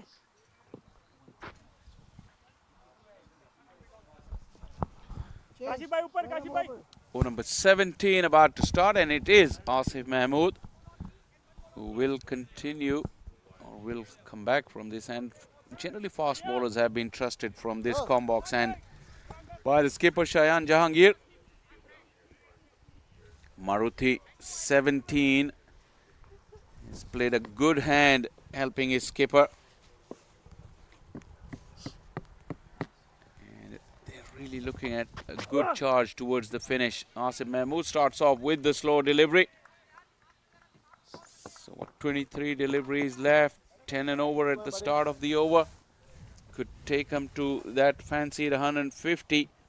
Still apologize for those this scoring tab at the bottom of the screen. They are working on it to get it fixed for you. But I make it 110 with 23 deliveries to go. So Mahmood will continue. Oh, guided straight into the hands of the fielder, and the big partnership of 58 comes to a close. Maruti gone. Very soft dismissal again, and Mahmood picks up another wicket. Yeah, Hassan Mohsin with the catch. He really got cramped for space, and Stallions needed that breakthrough because the momentum had gone on with the Cardinals for the last 4 overs. Have a look at that slow delivery. Not much pace to work with. He still was looking to use the pace, and in the end just found Hassan Mohsin. Maruti's knock has come to an end. Played well. It's part of a very good partnership as well. Now 6 down for the Cardinals. 111 on the board.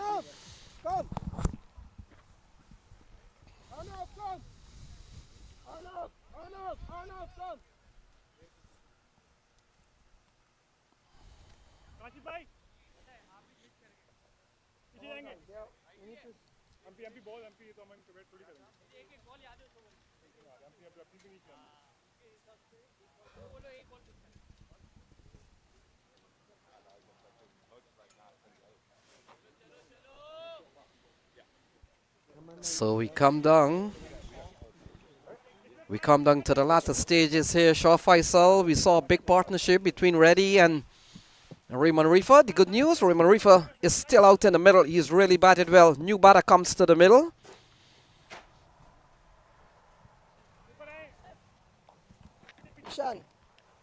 Important that the momentum stays with Cardinals if they want to get up to that 150. how many are 4 right Partnerships are key. batter The little partnership, and we see Arnav Iyer, new man, joining his skipper in the middle. let's go guys let's go Arnav Iyer, the youngster, joining the skipper now. Sliding down on the first instance. And umpire Rudin makes a signal. It is a leg by, but Good from the youngster. He got his skipper back. He's in red hot form, Raymond Reefer, so you don't want to keep him off strike for too long with only, what, 21 deliveries left. Yeah, Mahmood continues to take wickets. Shah Faisal, Raymond Reefer. You get the feeling if he bats through, they could. It's 112 now, and you talked about 21 balls remaining. If they could get on a ball, probably push this up to 135 around that area. But you get the feeling that if Raymond Reefer can strike a few more lusty blows here. But he has really batted well, not only in this game, Shah Faisal. He's given them some very good scores in this series. Excellent Yorker. Great delivery from Asif Mahmood. To bowl something special to keep Reefer quiet at this stage, and that is exactly what it was from Asif Mahmood. Yeah, we saw Reefer a couple of days ago, got a 70, got a big score. Iyer is the man on strike, and a run through here for Asif Mahmood. And folks, if you're watching from home, today is Elimination Day. A couple of games on tap. Stallions X take on Central Cardinals. And then, of course, we've got another eliminator at 2 o'clock. And tomorrow are the big semis, Shah Faisal, and, of course, the grand final on Sunday.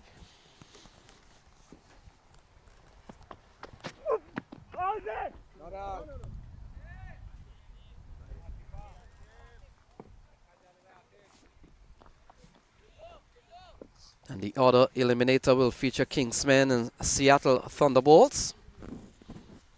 Sort of like a different format this year, Shah Faisal, allowing 3 teams to go through on each group to the playoff. Yeah, well, this has been a very good over from Asif Mahmood. Took the wicket, broke the partnership, and kept the run scoring down. So the 17th over comes to a close. A short ball from Asif Mahmood. It's 113 for 6. Short ball. Very, very well directed. Very well directed. And a good call from the umpire as well. Just calling it 1 for the over.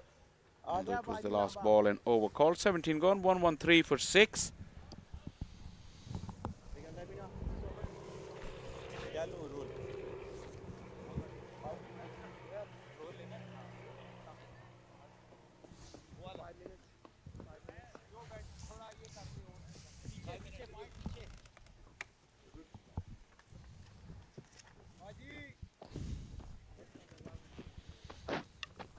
So we come down to the last 3 overs here, Shah Faisal.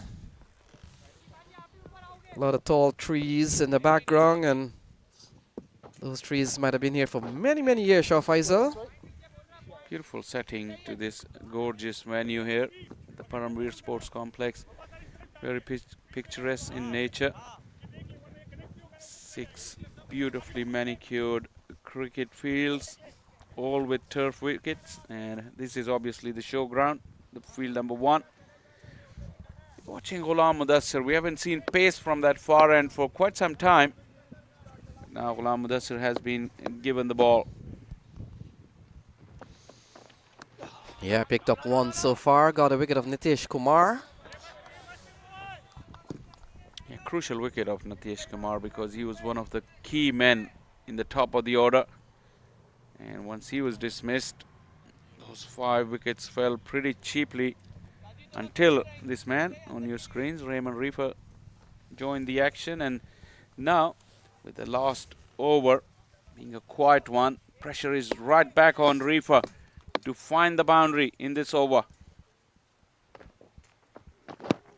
So again, taking on the pad, big appeal. They're going to go through for a leg by.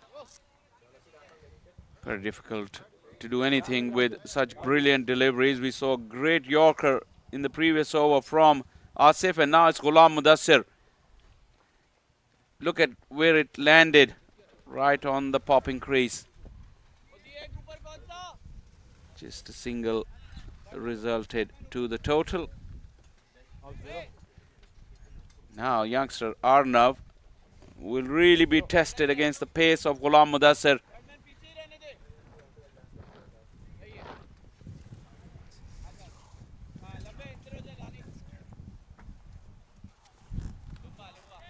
Atlanta Fire in the home franchise from this part of the world for Mana League and also in this tournament. Arnab, they're going for a run. The throw is wild. Sharad Lamba got the ball away quickly, but it wasn't accurate. And the youngster doing the right thing by getting the skipper back on strike. Yeah, driven into the offside. Good looking shot. And now we come down to Raymond Reefer. He's really batted well. We saw him getting a 46 yesterday, Shah Faisal, in a losing cause. Oh, good bowling. Brilliant ball from Mudassar Nazar. In fact, from Ghulam Mudassar. Oh, Lania Chaiwar. Look at that, where that ball pitched. Right beneath the popping crease, and even with Raymond Reefer in the kind of form that he's in, couldn't do much with it. That is sensational piece of bowling from Ghulam Mudassir. Yeah, and at pace too. It just goes to show Shah Faisal where on the wicket you can get a single right on the crease. But don't try it too often. Yeah, full toss into the offside. And you get the feeling, you look at Arnav Iyer, Shah Faisal seems to be playing straight. He's doing the job what he's required to do. That is to his credit. Raymond Reefer 4 away from a half century. Now with balls running out, this has been the second over in a row that has really been delivered nicely. And that has put the pressure back right on Raymond Reefer. Oh, cut away. That's a lovely shot. He finds the gap and it goes away for 4 and brings up a half century for Raymond Reefer. Very, very well played knock from the Cardinals skipper. He raises the bat. A much deserved applause, and he's keeping his side in the game. A boundary that was much needed on the last ball of over number 18. Stepping away, giving himself some room to counter for that yorker that Ghulam Mudassir was looking to bowl. Squeezes it away. And that is a classy shot to bring up his 50. Have a look at that. Not looking to go hard and bludgeon, just squeezes it away. Timing to perfection. And boundary to end over number 18. It's 121 for 6.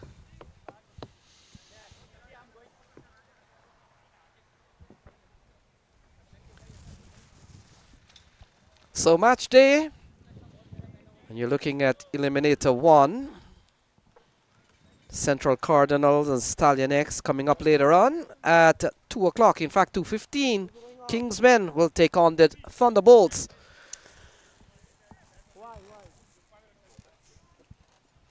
And so a couple of overs remaining here. Asif Mahmood will bowl 1. And Shah Faisal, you get the feeling. Here we go. Brian Walters and Chelsea Douglas on your screen.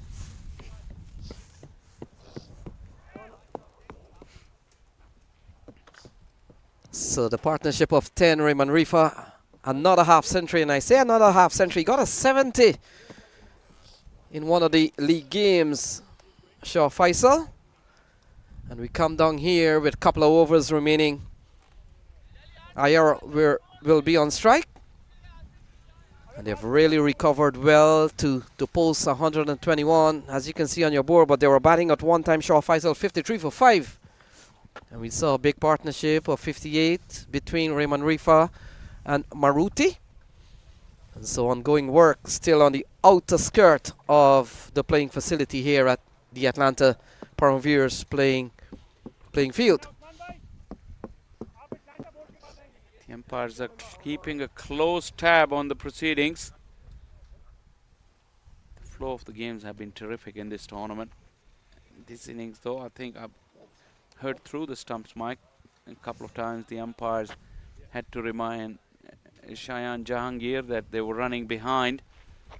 And you know what's the consequence? If you do fall behind, you have to bring an extra man inside the ring for that time that you overrun.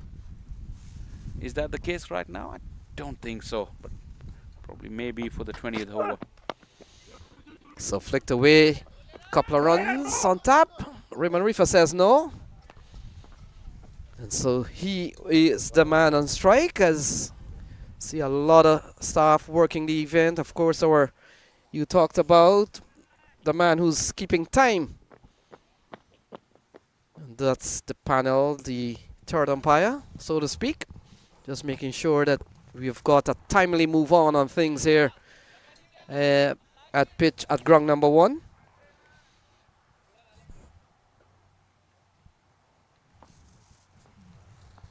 Raymond Reefer, a half century for him, and we talked about several sixes today for him, 4 sixes, and he tops the table in how many sixes has been struck in this tournament. Yeah, so Mahmood has very little margin for error with Reefer hitting with the wind onto the onside. So he did bowl that delivery outside the off stump and got him off strike. This is what the Stallions would want to do. Ball at the youngster. Yeah, short ball. Play and a miss, and the ball goes through to the wicketkeeper Cheyenne Jahangir. Slower bouncer. It died on the way. You could see him rolling the fingers over it. Good line for the bouncer though. Over the right shoulder of the batter. An excellent height. Just between the shoulder and head height.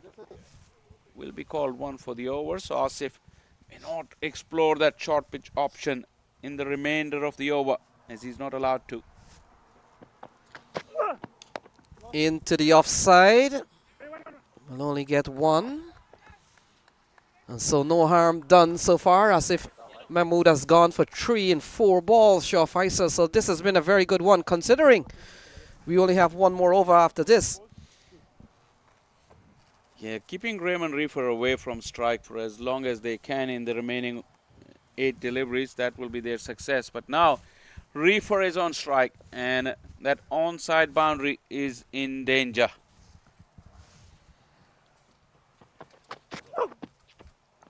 Play and a miss, and the ball goes through to the keeper. So still a very good over here from Asif. Yeah, that's the plan. Just keep the ball away from Reefer. Although we've seen him hit 2 sixes on the offside as well, when given too much room. But Asif cleverly is taking the pace off, and the ball gripping in the surface. This older ball now. 1 delivery to go. Raymond Reefer wants to go big, or wants to take a single and keep the strike for the last over. Big decision to make for the skipper. Yeah, good delivery. No elevation. Gets a single. Closes out over number 19. It's 125 for 6.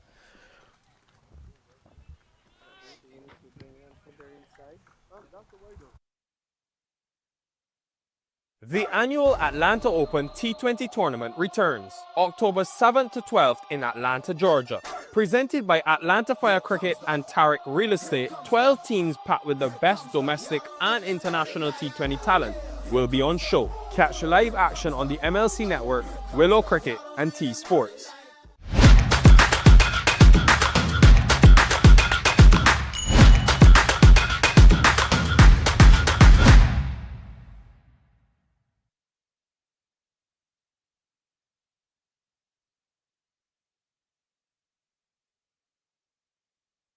As expected, Shaw Faisal has been given the final over. Raymond Reefer will be on strike. Cardinals, 125 for 6.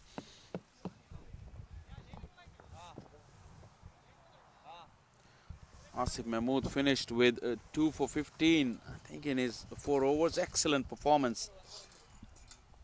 Especially that last couple of overs were really brilliantly delivered. You got bring one in? Third man up in the ring, fine leg up in the ring as well. Reefer looking around.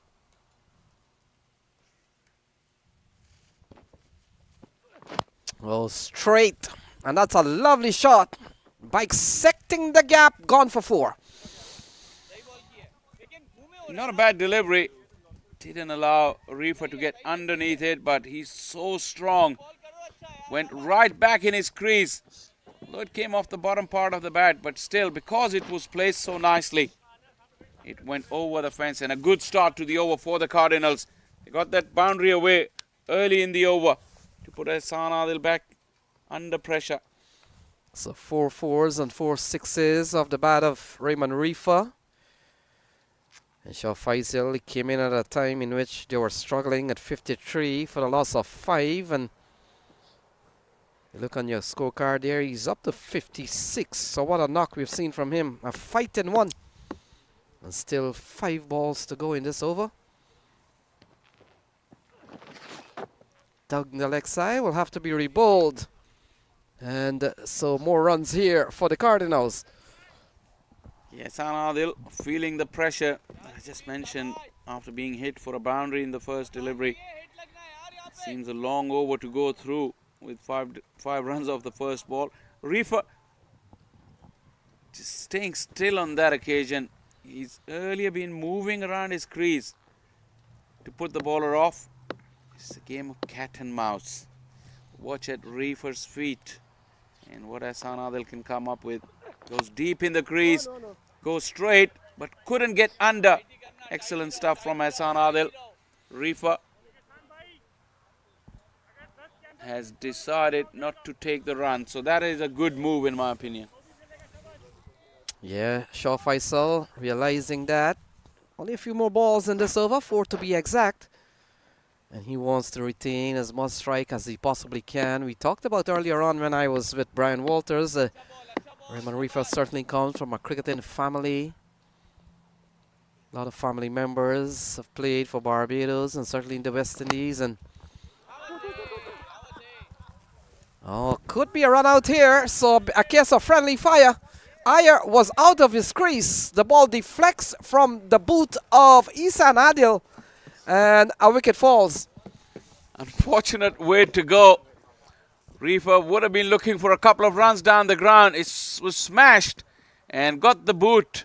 Umpire didn't need any assistance from the technology. Ishan and Iyer was stranded.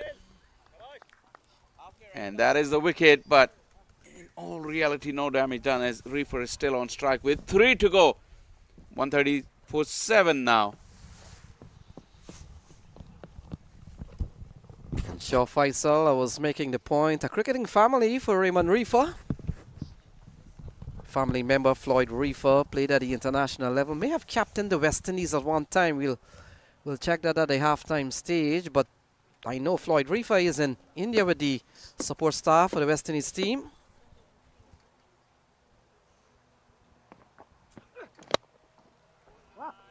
Can't score. This has been a good set of deliveries here. We saw Raymond Reefer refusing to take a single, and we've seen 2 dot balls, we've seen a wicket. Yeah, that all can be made up for if Reefer is able to hit a couple of 6s on those last 2 deliveries to get him up above that 140. You can't blame him. This is the right strategy. Reefer had to take the entire last over to maximize whatever Cardinals can get.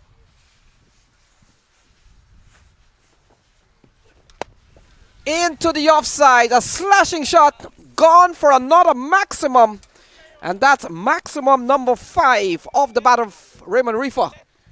Yeah, the minute Hassan Adil erred in length, moved away from that Yorker length, Reefer was ready, cleared the front leg, and free swing of the arms. That is one of those maximums that he was eyeing after the last 2 deliveries. Now 1 to go. And I don't think Reefer will have anything other than hitting a 6 on his mind. So 11 off this over. We've seen a run out in this over. Here is the final ball. 136 on the board. Good delivery. They'll come back for 2 for sure.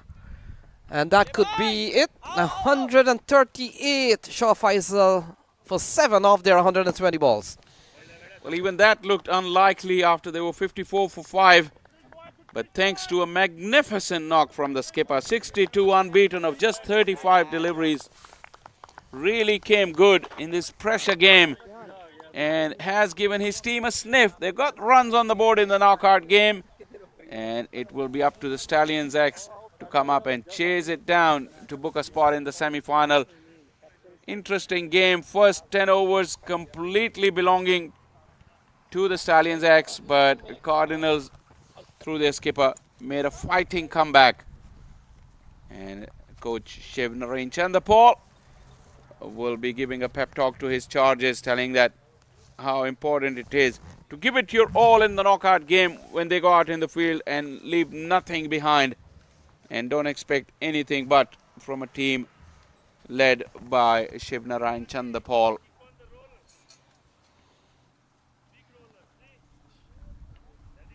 Yeah, we've seen a fine knock from Raymond Reefer. And you talked about Shaw Faisal. There were quite a few wickets down.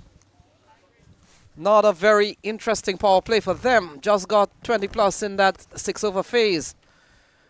But we saw a very good knock from Raymond Reefer. 62 not out.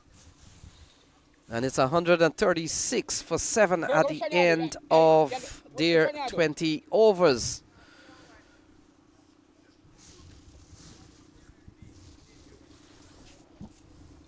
Yeah, Saideep Ganesh and the top order was essentially very lukewarm at the top.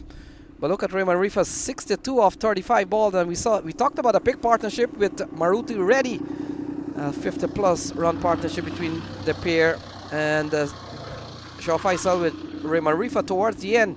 He really gave them a few more runs, and it's 136 for the loss of 7.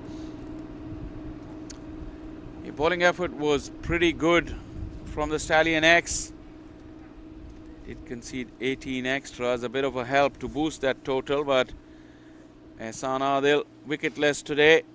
Kashif Bhatti, Ghulam Mudassir and Tejinder with 1 wicket apiece alongside Usman Khalid. But I think once again Asif Mahmood was the pick of the bowlers. 4 overs, 2 for 15. Bowled quick, bowled with great accuracy and control. The execution of his skill set was outstanding today once again for the tall all-rounder.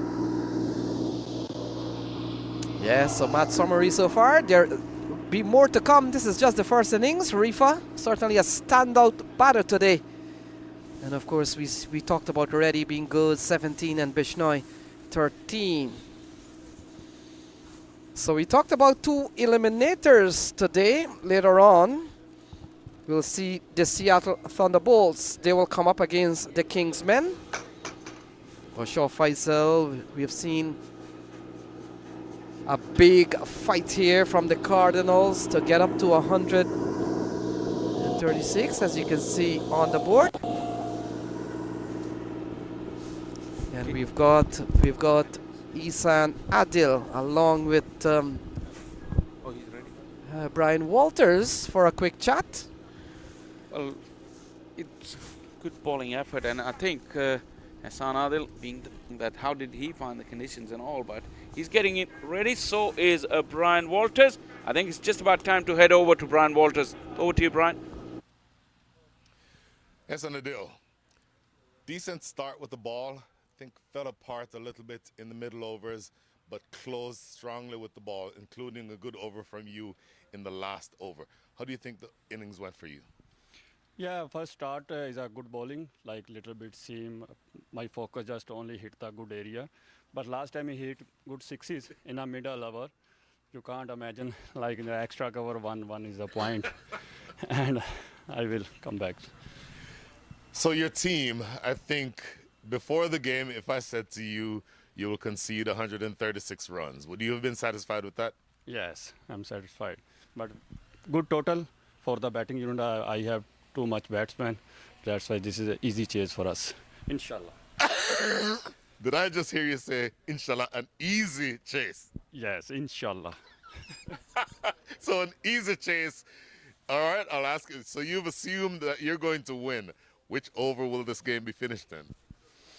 Oh, I don't know, bro. What are you saying? But still, we hope, inshallah, we win.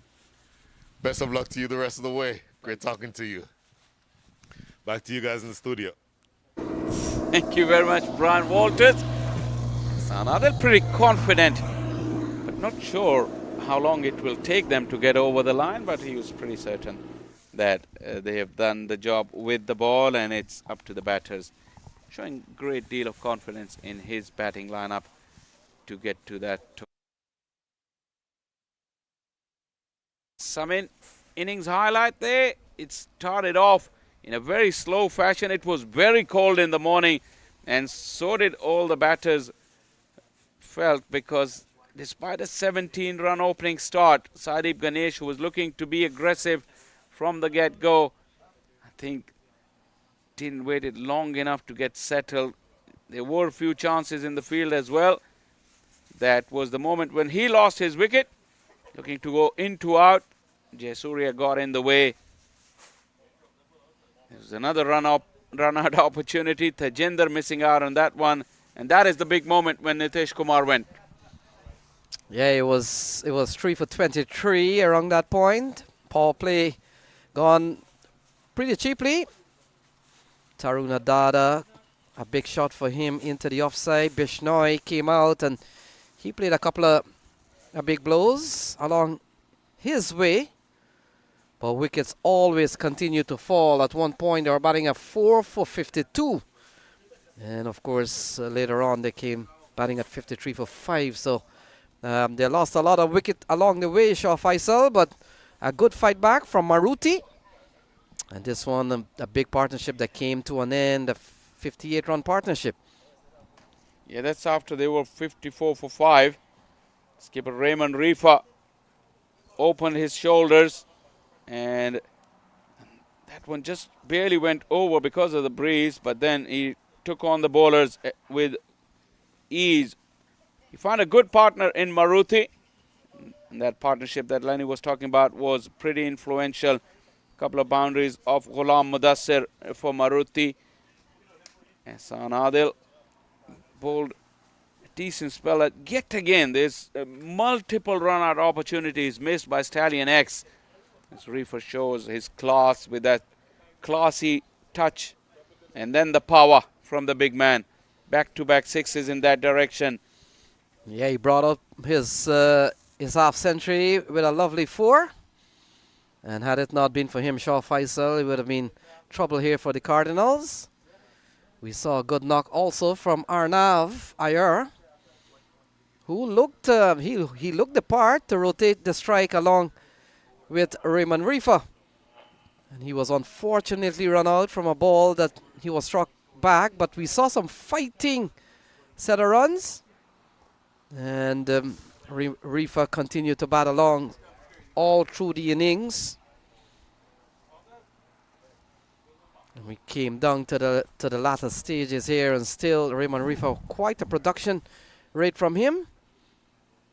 And in the end, Shah Faisal posting, look at that, the run out of Arnav Iyer, who was supporting Raymond Reefer pretty well.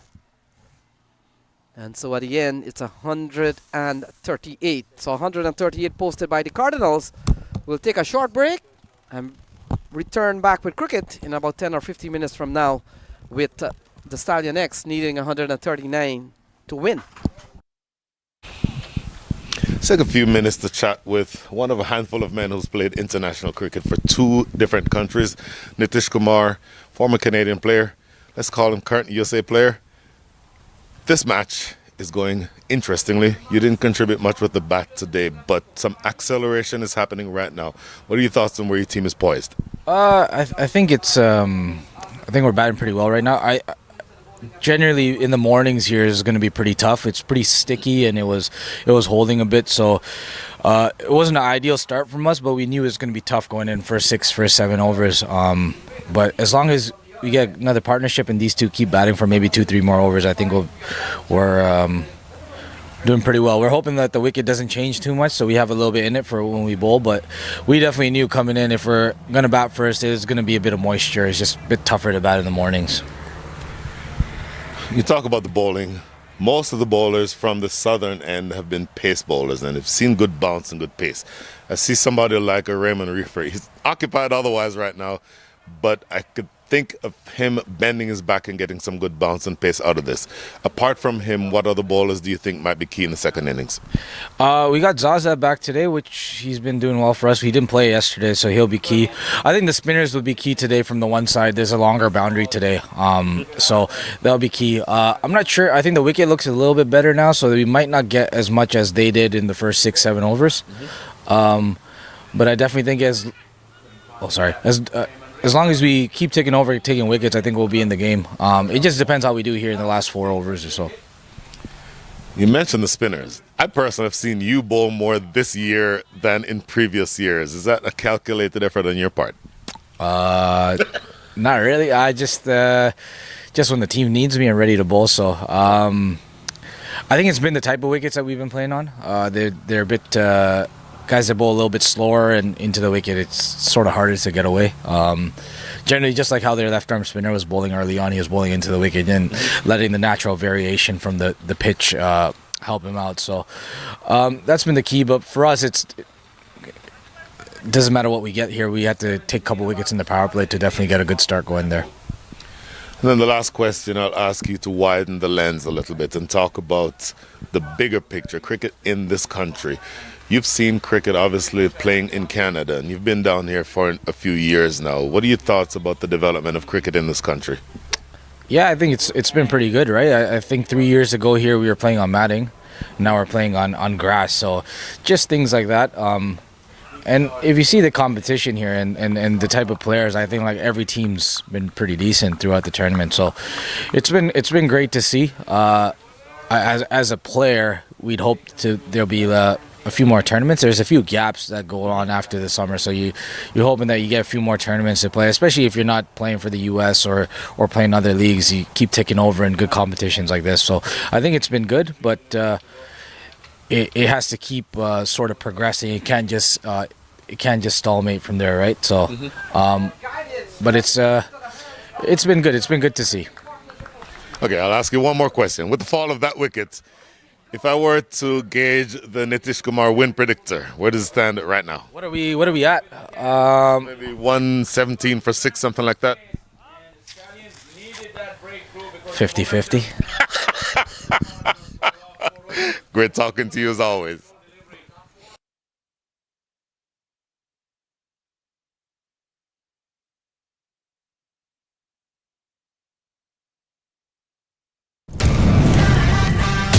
Atlanta Fire, star-studded Atlanta Fire, one of the favorites.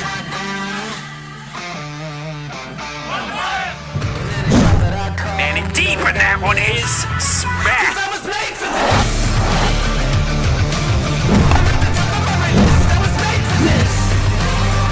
Oh, this one is lobbed into the onside, a slow, short ball.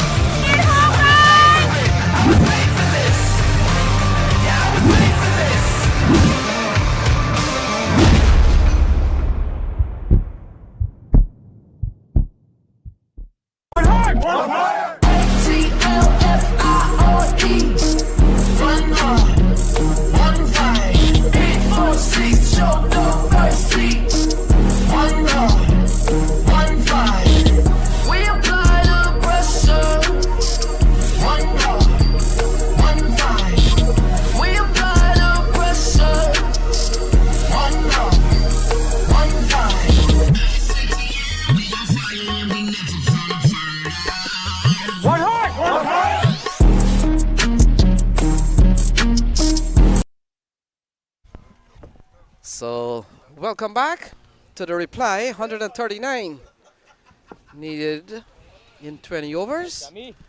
And we come down to Brian Walters alongside me. Brian, 139 from 120 balls. In theory, Lenny, a pretty straightforward chase. You heard Essa Nadil at the mid-innings break that he thinks his batters have the ability to take things over. Opening the batting here with Captain Sharon Jahangir. as well as Tajinder Singh. So interesting, starting with a little bit of left arm orthodox. It's going to be really interesting to see how this pair goes, as it's going to be, again, Shine Jahangir immediately leading off, finding space over the mid-wicket area. 1 ball, 4 runs, Lenny. Yeah, not a good start from Cameron Hotak. First ball, bowling to one of the best around here. And quickly into the onside. He makes it look so easy, Brian Walters, and gone away for 4. Shine Jahangir scored heavily in the recently completed minor league season. I don't have a dog in the fight other than to be somebody who managed to see several of his innings up close. Saw 2 centuries in Grand Prairie. Strikes the ball cleanly, Shine Jahangir. And with the pressure of this moment, you don't think he's somebody who can feel that type of pressure. Really, really strong player at the top of the order.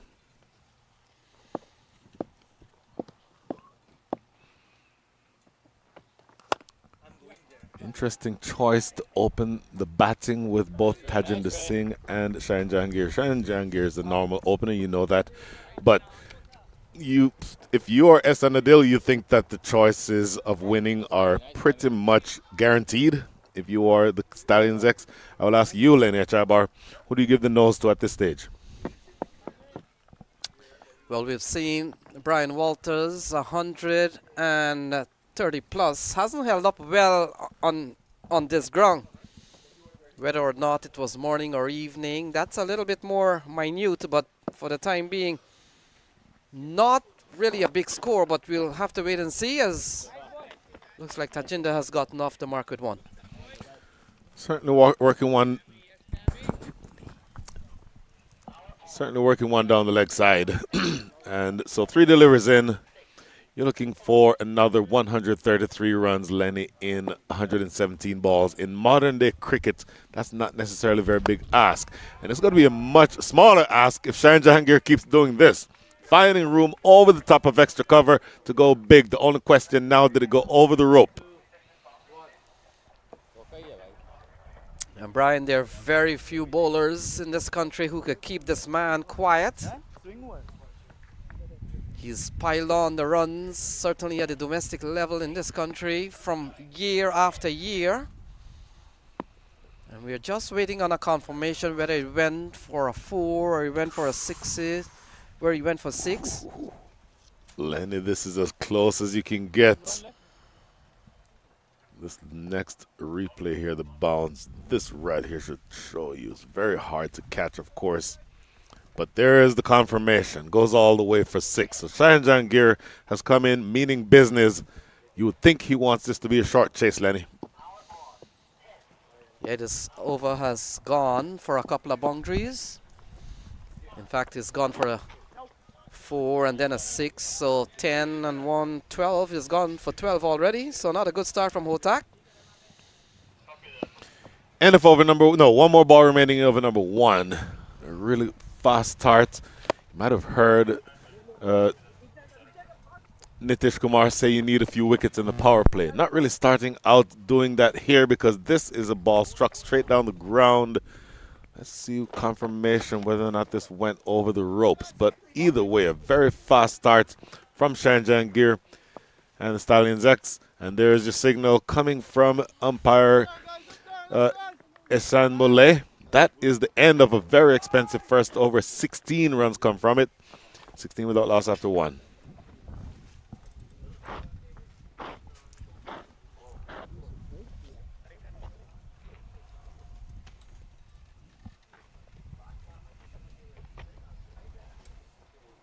Sir, bowler is coming right on over.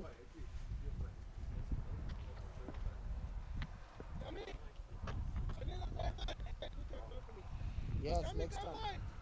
Well, Lenny, if you have a score that is under par, and given that we were talking about the score in the 140-150 range, I think it's fair to say 138 is under par. If you have that sort of a start, you are going to want to take wickets up front, and you're going to want to limit runs. Don't think either happened on that first over. Brian, the fact is, as long as Shine Jahangir is out in the middle there, runs will come quickly. He's not a type of player that will stick around. If he sticks around, he's going to play shots. And we saw an over that gone for 16 from Cameron Hotak. Certainly not a good start for them. Raymond Reefer warming up already. And we saw yesterday in Shaw Faisal and I, every time Raymond Reefer took the ball, he was able to pick up a wicket. Yusuf Zazai will be opening the bowling from the southern end of the ground. The end of the ground that we thought was more appropriate for pace in the first innings. Let's see how the youngster U21 player Yusuf Zazai does here. Lenny, that had some gas. Yeah, Zazai comes back into the side in front of Aziz. Two seamers and already a ball that has gone for a dot ball. Very important in this format. And so he's gotten one of possibly, if he bowls a full spell of 24 balls, he's got 23 now to worry about. Tajinder Singh, he's another free-flowing batter, but we've seen a quick start from Shayan Jahangir. Well, that's what you need when you're chasing or when you're trying to defend a relatively low par score. You want help from your fielders. Good piece of fielding there at backward point. So you've gotten your one short ball out of the over with early, if that makes sense. Yusuf Zazai has a tremendous amount of pace, Lenny. Would you recommend bowling the very first ball of your spell as a bouncer that goes over the top where you can't bowl anymore in the over without conceding a no ball? Yeah, bowlers are peculiar beings, Brian.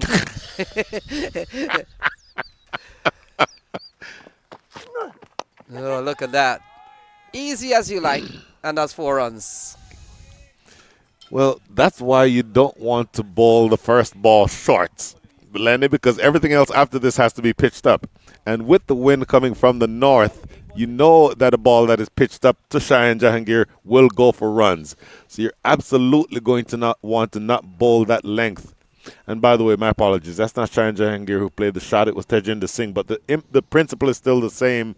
If you overpitch anything from this end, it will go for runs. That's why you always want to have the short ball in your back pocket to put in the minds of the batter. And what we have seen, Brian Walters from the Stallions X, they've used four batters at the top, whether opening or batting a three. Sharad Lumba is another top order batsman, and then we have seen Kananta.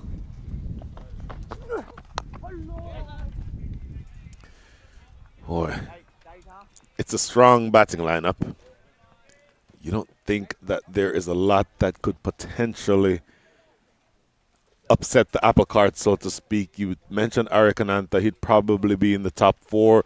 We haven't said the name Shayan Jayasuri yet. Just the batting alone in that top 4, top 5 would seem to be enough to be able to carry them all the way down. Somebody like a Sharad Lumba, you mentioned him.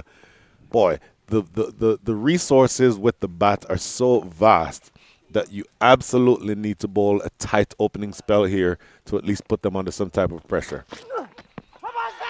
Right in front and gone, Lenny.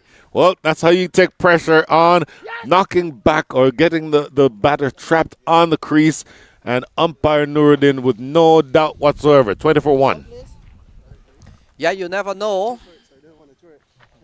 what surprise could be sprung from these 130 scores. And Brian, so many times we talked about, look at that. Yeah, good call from the umpire. And Yusuf Zazai is quite elated. Tajinder Singh, not many today. The first one goes, is 20 on the board.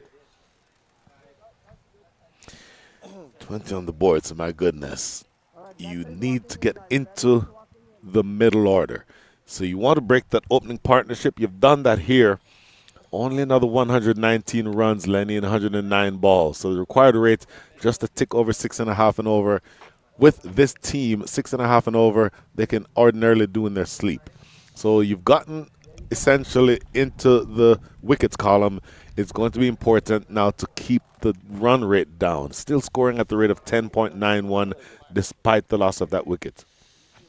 And you look at Zazai, Brian Walters, he's picked up wickets in this tournament, 2 for 29, 4 for 30 in one game.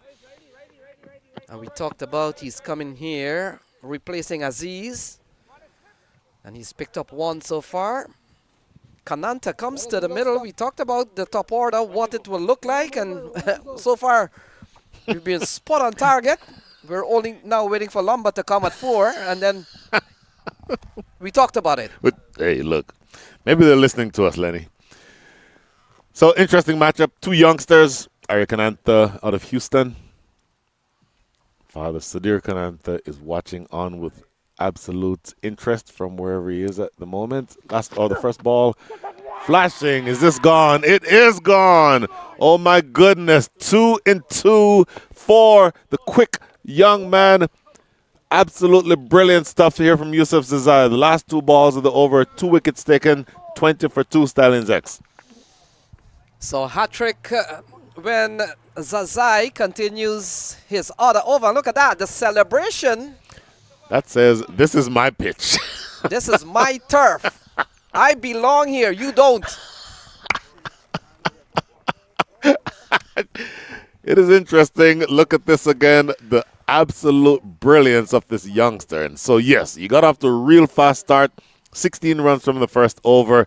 But look at that second over. 4 runs scored and 2 wickets taken. Watch this again. Just saw all the effort from this youngster. Really brilliant with the ball. And it is now going to be the veteran lefty Shehanjai Surya who's coming to the crease. Look at this celebration. Oh, just saw it there for a second. Okay, we'll catch it there in a minute. But it's that celebration. It's the passion that you like to see. And he did his job. Number 1, pull things back. And then number 2, taking those 2 top order wickets, a critical component of being able to defend this total.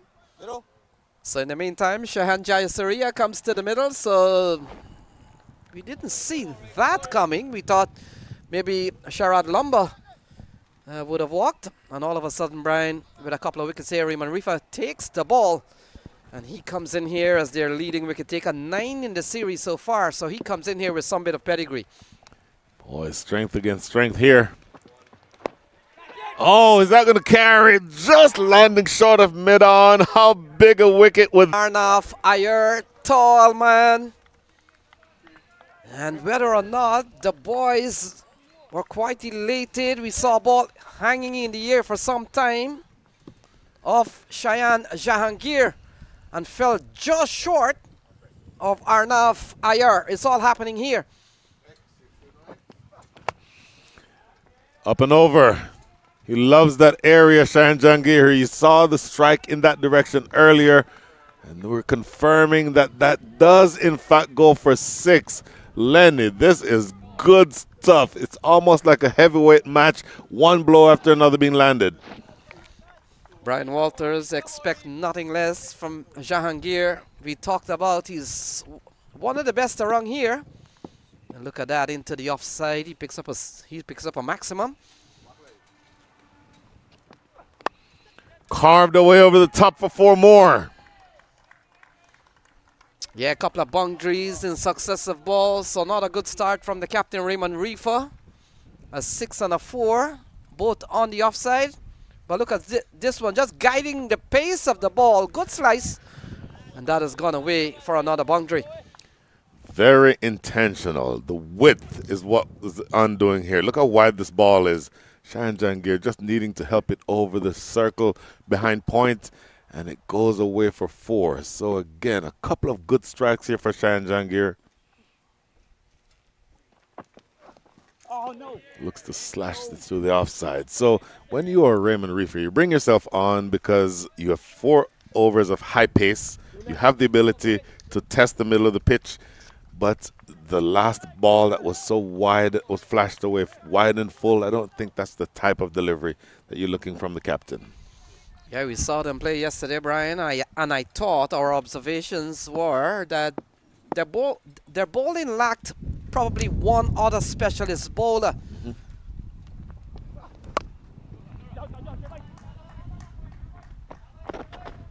And of course, I'm pretty sure we will see Nitish Kumar. Hotak has been given one. We've seen a little bit of Zazai. Aziz is not in the lineup today, so we'll have to wait and see who will form the bowling attack. And bearing in mind Brian Walters, and for all our audience watching, Zazai, when he bowls again, he'll be on a hat-trick.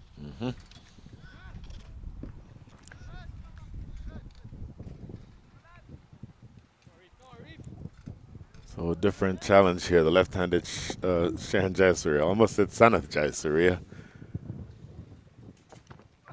Yeah, Brian, we're always tempted to mix the international players up. 3 gone is 31 for 2.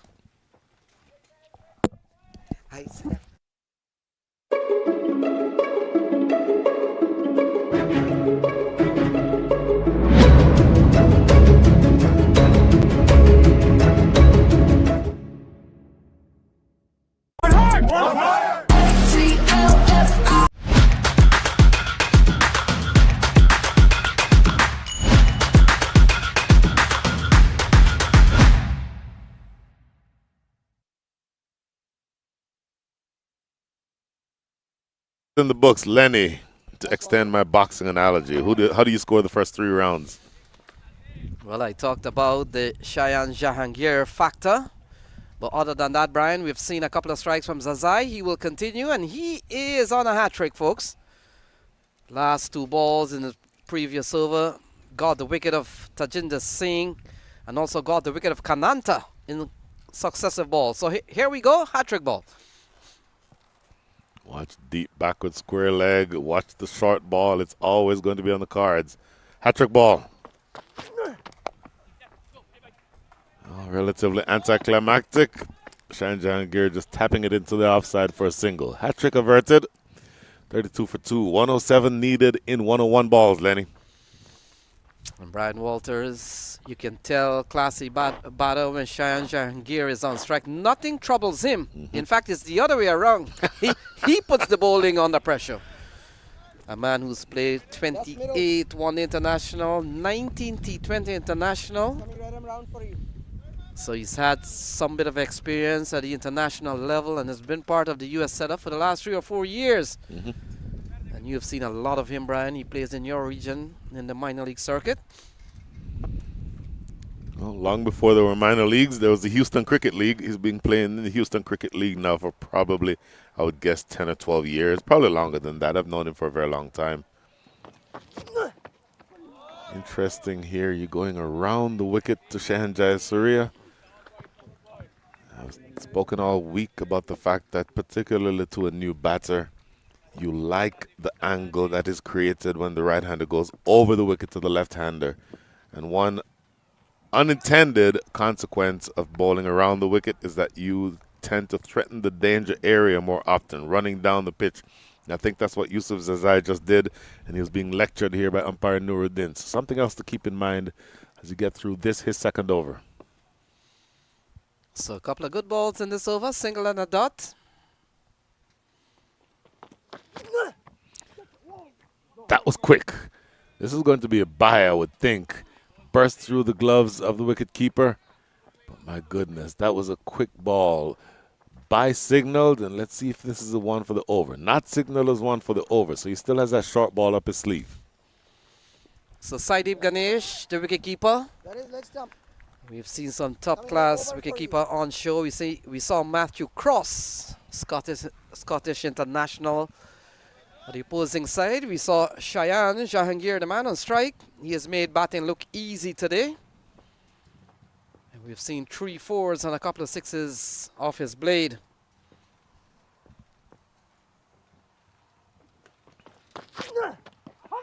Wrapped him on the pad. Umpire Nuruddin is not interested.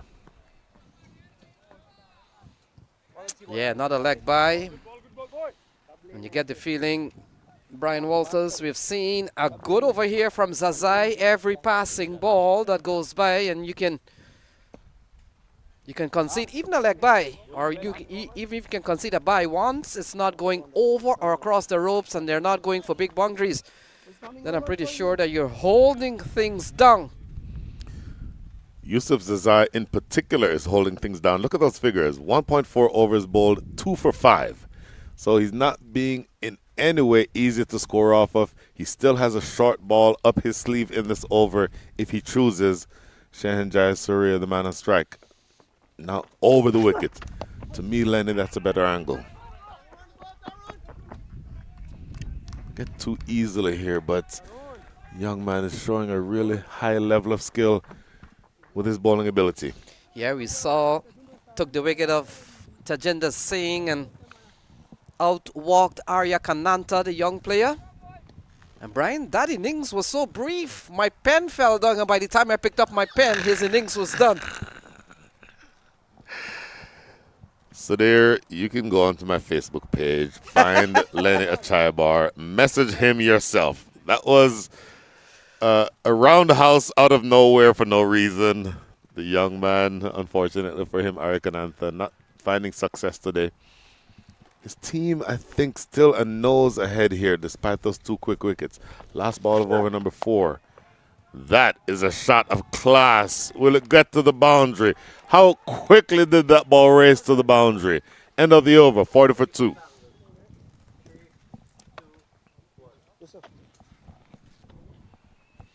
Yeah, another good-looking shot from Shahan Jayasuriya. We talked about the high-caliber players. Oh, my goodness. At the Atlanta Open, look at that, all across the turf. 40 for 2 at the end of 4. यार हर over में change कर दो यार हर over में change कर दो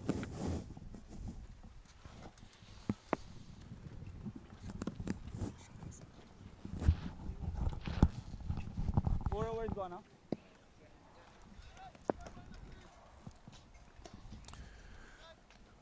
So, Lenny, if all the overs were bowled from the southern end of the ground, you'd be in much better shape as the Central Cardinals.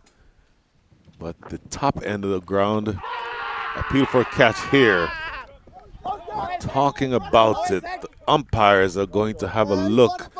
For me, Lenny, this might be out because umpire, the standing umpire, it is going to be Ishan Muley, is going to go and chat with the production team. I'm thinking he knows or thinks that this comes off of the body or the glove rather, and he wants to see whether or not it carried.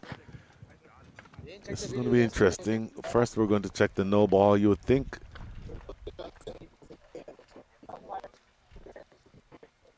no problem there. In fact, let's just be silent and watch them work their way through this.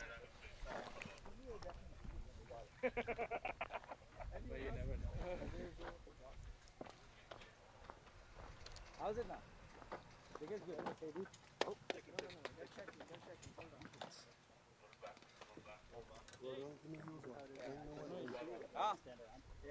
लग गया ना नीचे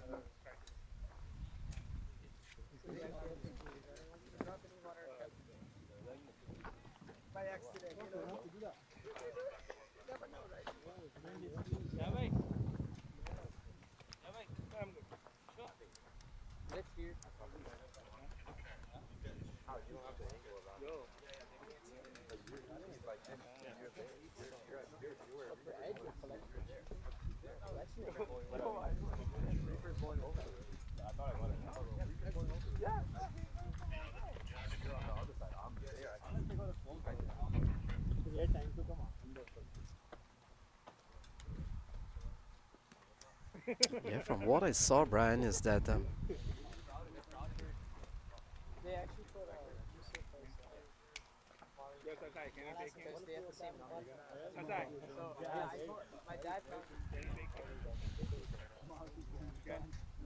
yeah, my observation is that Jahangir quickly pointed out the catch did not carry, so if it hadn't touched anything, I'm just wondering why he would have done that.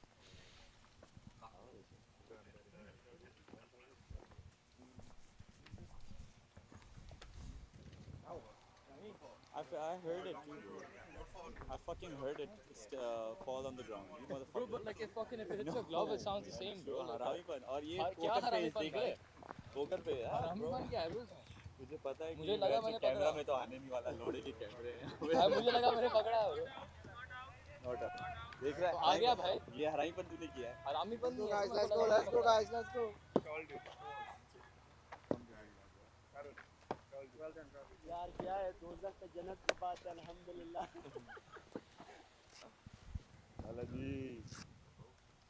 But that's good take. नहीं लाला. Good take. I thought it bounced. I don't know why. ये बड़ा मुश्किल bowler है बहन. शुद्ध मार रख के मारते फंस रही है. हमारे बॉलर ज़्यादा मुश्किल थे तुम लोगों को सुबह. So Lenny, technology doing what it does, and you have maybe not full confirmation, but let's just say there was not overwhelming evidence to state that that was out. So Shine Jahangir lives to fight another day after some nervous moments. Raymond Reefer thought it was out, but the technology, I guess, does not agree with him. Great delivery going across him here. Yeah, we saw Shayan Jahangir probably not doubting the fact that it came off something, but he was making the point more of it didn't carry. Yeah. So my take on that is that if he hasn't touched anything, why does it matter whether it was carried or not? But I will probably get the word later on, but a big appeal. Well, my take on it is that if umpire Ishan Moulay did not think that it hit either the glove or the bat, that there would not be that whole delay in the first place. So clearly the umpire thinks that it came off of the glove or the bat, and looking at that side angle replay, it appeared as though it came off the bat. No issue whatsoever whether or not it came off the bat. The only issue would be whether or not it carried, and I think let's just say that there was not enough evidence to rule definitively that it did carry. I think a good decision overall. It's not written officially in the rules of the game that the doubt always goes to the batter, but that's generally the way that these things play themselves out. So the action continues. Still a couple of dot balls and a single from Raymond Reefer. Shane Jayasuriya going over extra cover. This will be clear for a year rather, running back from outside or inside the circle. A couple of runs. Don't think he hit it as cleanly as he can, Shane Jayasuriya, but 2 runs nonetheless. Yeah, we talked about the batting order here. Solid one. Usman Khan is another player who's gotten among the runs, and then we haven't seen Sharad Lumber, so it's a strong batting lineup. Raymond Reefer has gone for 3. This one has been good so far. Short ball hammered into the deep. That might have the legs to get to mid-wicket, and it does. So a bit of a fight back here after the nervous start to the over. 1 ball remaining, but you're at 47 for 2. Yeah, another good-looking shot from a man who's previously played at the international level for Sri Lanka. And look at that, short ball pulled into the onside, picks up another boundary. And we were talking about not too long ago, it had been a very good over from Raymond Reefer, but with that 4, and we saw a couple previous to that ball, this over's now gone for 7 with 1 more ball to come. Down the ground, he drills this. Lenny, the expensive overs are the ones from the north. Over number 2 went for, make that over 1 went for 16. Over 3 went for 11. 51 for 2 after 5.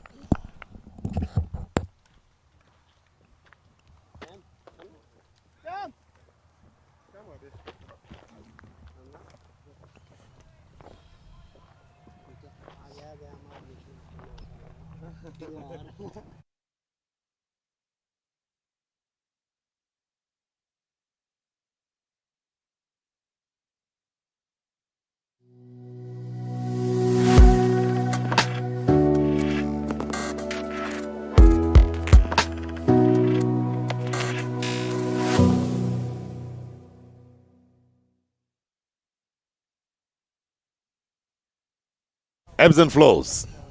If all of the overs in this innings were to be bowled from the southern end of the ground, this would be a very different game. But unfortunately, you need to use both. 2 overs bowled from the south. Over number 2 went for 4 runs. Over number 4 went for 9 runs. Overs 1, 3, and 5 went for 16, 11, and 11 respectively. So that's where your game is right now. That poses a challenge to skipper Raymond Reefer because, as they say, it's a game of partnerships, batting and bowling. So if you can build pressure from both ends, it may result in wickets, and it hasn't been the case, which has allowed this innings to propel to 51 in the first 5 overs despite the loss of 2 wickets. Both similar namesakes, Cheyenne and Shehan. Commentator's nightmare at times. Oh my goodness, yes. Good job that they look different, and their right hand, left hand.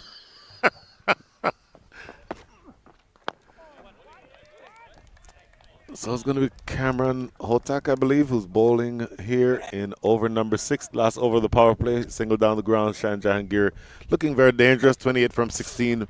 Shehan Jayasuriya. Make that Shahan Jahangir 29 from 17. Shehan Jayasuriya 16 from 8. But what an impressive spell that was from Yusuf Zazai. Watching from the sidelines, he was really letting it go. Let me interrupt you to ask for you to give me the correct pronunciation of his last name.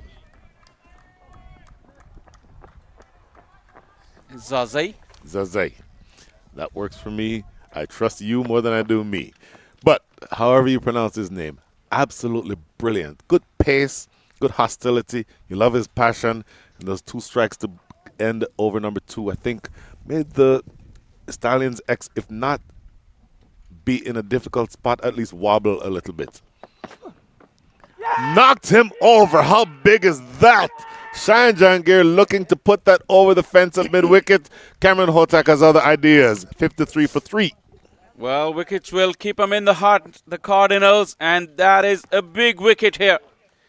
Shahan Jahangir looking to bring out the big pull shot. A little bit of an edge as well, I think, onto the stumps, and animated celebrations from Kamran Hotak sends the skipper back. Boy, do you think that that was a short enough ball for that shot, Shah Faisal? Just rushed on to him, not short enough. Probably not only misjudged the length, but also the trajectory and the pace on the ball. And he'll have to pay the ultimate price. Shahan Jahangir. So things have just gotten that much more difficult. Yeah, big picture, you're far ahead of the game. End of over number 5. The Central Cardinals had 20 runs. You currently have 53. But losing 3 overs inside the power play is never a good thing.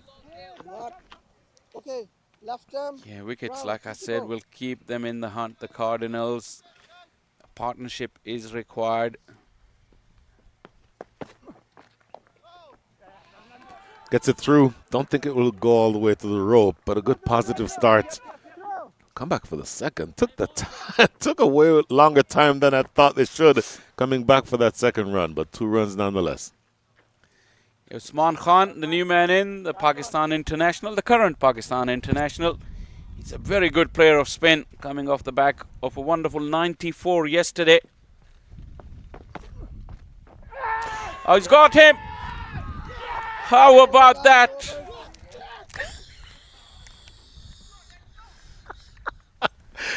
Well, in some ways, at least in basketball, this would be called an assist. The wicket was taken by Cameron Hotak, but I think the assist goes to Shah Faisal on this one. To me, Shah Faisal, this is a ball that is too close to cut. He's playing that off the back foot. The ball is essentially on off stump. That, to me, is a ball that you play with a straight bat. Got really too close to him. Look at that. Back foot was planted. He needed to get it out of the way to create that room for the hands to go through. Got cramped. And look at that look of surprise. But that is an art of deception that the spinners thrive on. And credit to Kamran Hotak. Double strike in the over. 55 for 4 at the end of power play.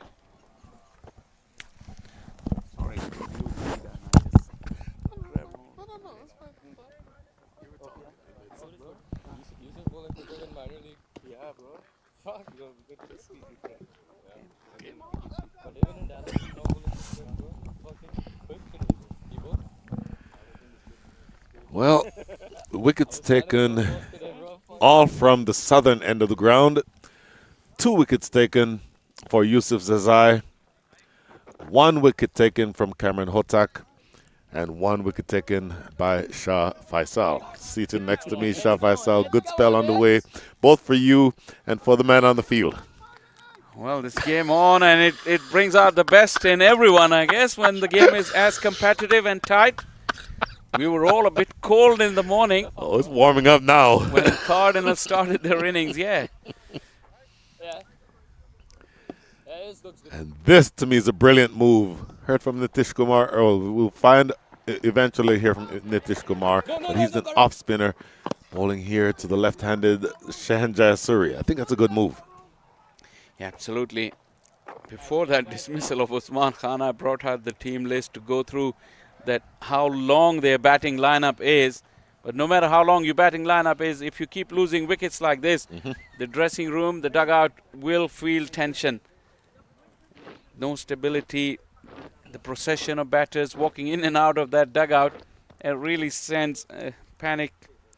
And who will steady this? Hassan Mohsin generally is an innovative player. He will bring out the unconventional strokes.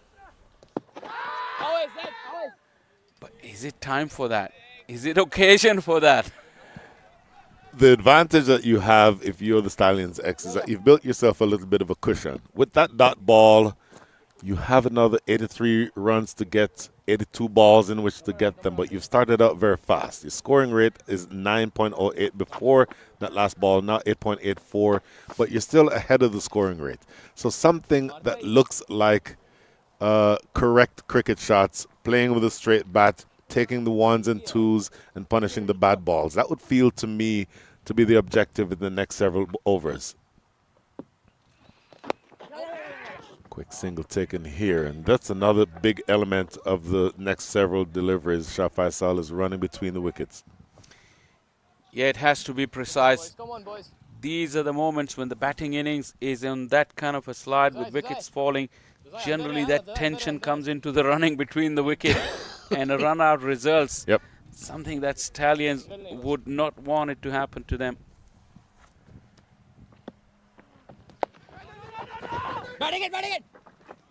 It's interesting. Now, Shehan Jayasuri wanted a single there. I don't know that there was a single there, Shah Faisal. That is exactly what I was talking about, because now they're feeling the pressure. They need, and they know that strike rotation is important, but so is the calling and communication. What I've found to be important or interesting in this over, at least the last 2 balls here from Nitish Kumar, he's teasing him, tossing it up. Please hit the ball into the wind. All you want, please. Tossed up again. In fact, there he takes the bait this time, goes over extra cover though, and gets it in the gap for 4. That is a classy shot from Shehan Jayasuri. Got under it. Quicker delivery from Nitish. And he just brought that bottom hand into play. Lift it over that infield and found the gap. There were 2 sweepers, but it landed right between them. Good way to finish the over. You see those use of the wrist and the bottom hand coming through. It's 61 for 4. Let's go, guys.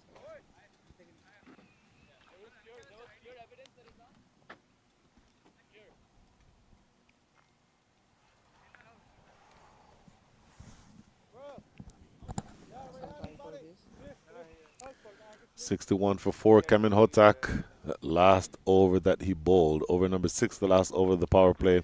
4 runs conceded, and the 2 big wickets of Shehan Jahangir, we mixed those up again, of Shehan Jahangir and of Usman Khan. 2 gigantic wickets in any context, but particularly when you're looking to get through and get over the finish line in this eliminator. Hassan Mohsin played a fantastic knock in one of the games earlier at field 5 on a very challenging pitch. brought out those switch hits to good effect to break the rhythm of the bowlers. This doesn't feel like switch hit territory to me just yet, Shah. Sometimes these players, they really have a settled game plan, and they think, for us, maybe at times we're guilty of calling it unconventional. For this generation, probably it's what they know. Yeah, exactly. So the way he played, because they were in a spot of bother then too, but he just brought them out with that kind of approach. Like you're right. Today it feels different though. For some reason, I think he's going through and thinking to go conventional. What a comeback from Kamran. 16 in the first over, then came back and 2 strikes in his second. My goodness, yes. Oh no, look at this. You have got to be kidding. You have got to take advantage of those opportunities. They don't present themselves. That gift had a bow wrapped on it, Shah Faisal. It did, and that confusion, the pressure of the situation, the pressure of a knockout game, the decision making was not good, and Hassan Mohsin will have to thank his stars, because Kamran, if he held on to that ball, he would have been out of his ground. He had to bring out the big dive, but we don't know as Kamran dropped the ball. They're coming back for the second. They'll get 2 here. Boy, going back to that run-out opportunity again. That is one that, first of all, the communication between the 2 batters, I think, shows the nervousness or the sort of sense of urgency that you referred to earlier, Shah Faisal, with them running between the wickets. That creates the environment where they have to sort of push for runs. And that almost resulted in a run-out. Not sure exactly where Hassan Mohsin saw that there was an opportunity for a run there. I didn't see it.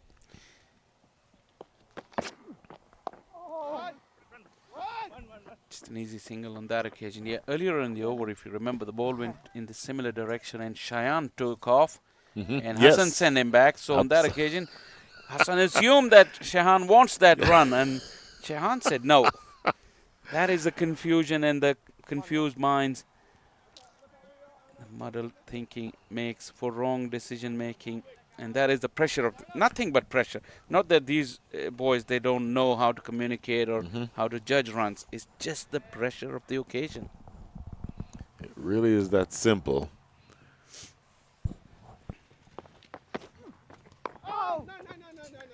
Well, that ball closes things out in over number 8. Pressure is building.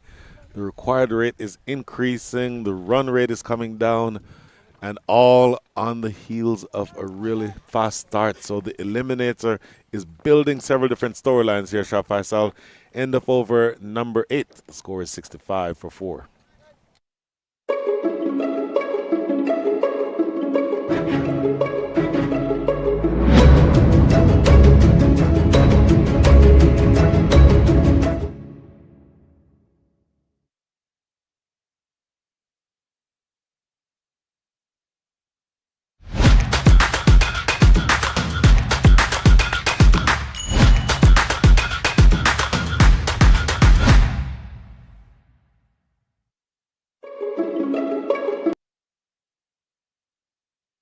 Back to live action here. Might have just missed that live. Shahan Jayasuriya running down the track, maybe trying to change the conversation just a little bit. Results in the dot ball, though. How ambitious was that shot, though? He was yards out. Well, he was almost closer to the bowler than he was the keeper on that delivery. So, yes, very much an ambitious appeal. And that adventure resulted in a leg side wide. That sounds like an inside edge to me, so nothing going for that appeal either. Some nervous times here, but for now, Shahan Jayasuriya is still there. 25 from 19. How much depends on his shoulders. Yeah, one ball is turning, the one sliding through. Nitish Kumar is spinning a web. Almost on the walk. Shahan Jayasuriya, and comes back, pick up the second run. That's good running. That looks like more assured running to me. ball was in the gap and softly played. That's the run out in the last over. Look. I will say this: looking at the replay, it ended up not being. It ended up being closer than I thought it would have been. I thought it would have been out by a mile. By the way, look at that delivery. Bounce, grip, and turn from Nitish Kumar. Yeah, to go with the slider that comes back in to the left-hander. Cheyenne would want to keep those pads away as well. That length is relatively easy to manage. And the running more assured on that occasion. So he's shown an ability, Cheyenne Jayasuriya, to just tap the ball around the corner. Just tuck it off his hips and pick those singles up. So you want to be outside the line of off stump to him, but not too far outside the line of off stump because he loves that lofted extra cover drive. So he tends to be a batter who scores freely. Strike rate above 100 tells you that. But my goodness, you have a relatively small window of opportunity. It feels like if you don't break this partnership that is now starting to build. If you don't break this partnership sometime in the next 3 or 4 overs, then you may be in trouble here. That's the reverse sweep we were talking about earlier, Shah Faisal. Yeah, with those strings or strings of singles and twos, you have a feeling, I just feel in the combox that modern day batters are just not used to it. And they cannot sustain it for any length of time before they bring out the big shots. 69 for 4 after 9.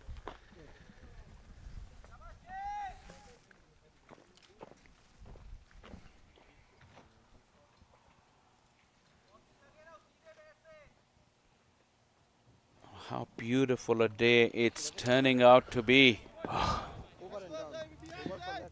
Worm tells the story there with the beautiful sky in the background, ladies and gentlemen. It's pleasant now. It's a little chill earlier.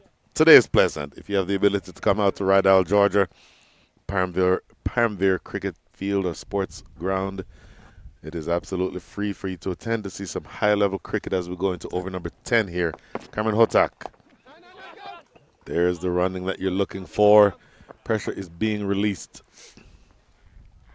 Even there was a little hesitation. Hassan Mohsin just had a glance up to make sure that Cheyenne Jayasuriya was coming before committing.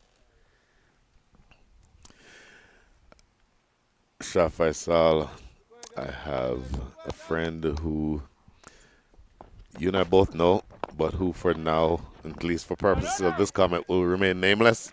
He just texted me and said, have not heard yours or Shah Faisal's result prediction as yet. And I'll ignore the rest of that statement. Are you in the prediction game, Shah Faisal? And if you are, what is your guess as to how this game goes the rest of the way? Well, generally, I'm not in prediction game. But I still got that list that I brought out with the amount of batting still to come for the Stallions. I think they will get over the line here. Well, that solid forward defensive shot from Hassan Mohsin says that I have all the time in the world, and even though I only have 2 runs scored from 8 balls faced, we're probably in good shape. You go all the way down to the man who you heard at the innings break, Ehsan Adil. He has long arms. He can hit the ball over extra cover, which is not normal for a big fast bowler. So if it comes down to that, you can still expect a few runs from him at the end. It is going to be an interesting finish to this match. You're almost at the halfway stage. 10 overs bowled, 70 runs on the board, 69 more needed. Could that be any closer than that? 70 for 4 after 10.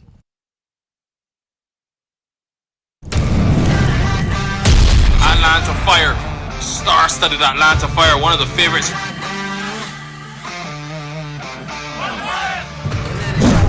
Man in deep, and that one is smack.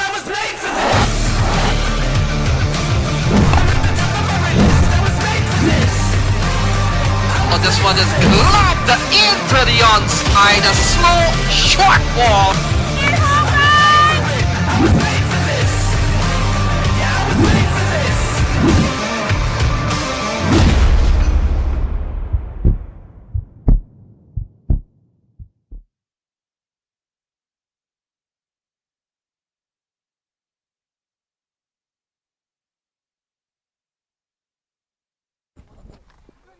So halfway stage, 70 for 4. We've seen a good knock so far from Shahan.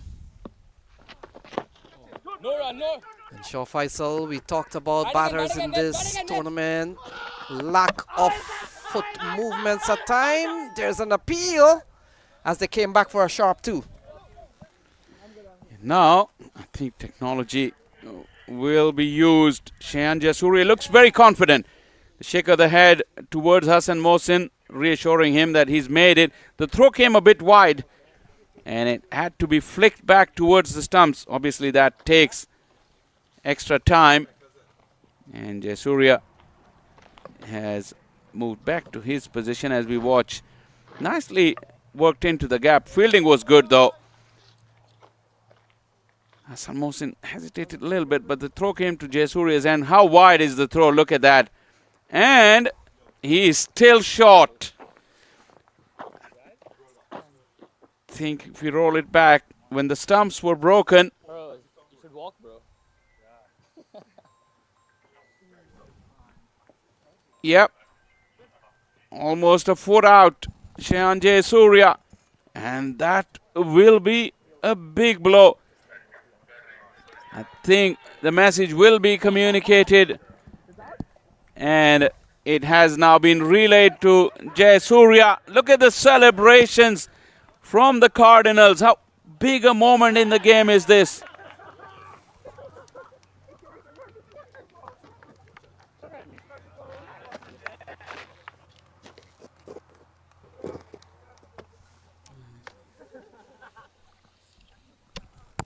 So another wicket falls. Shahan Jayasuriya is gone.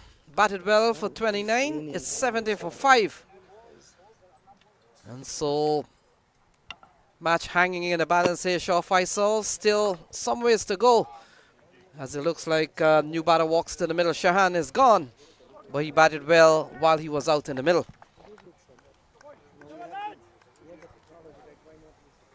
It was close, it was far.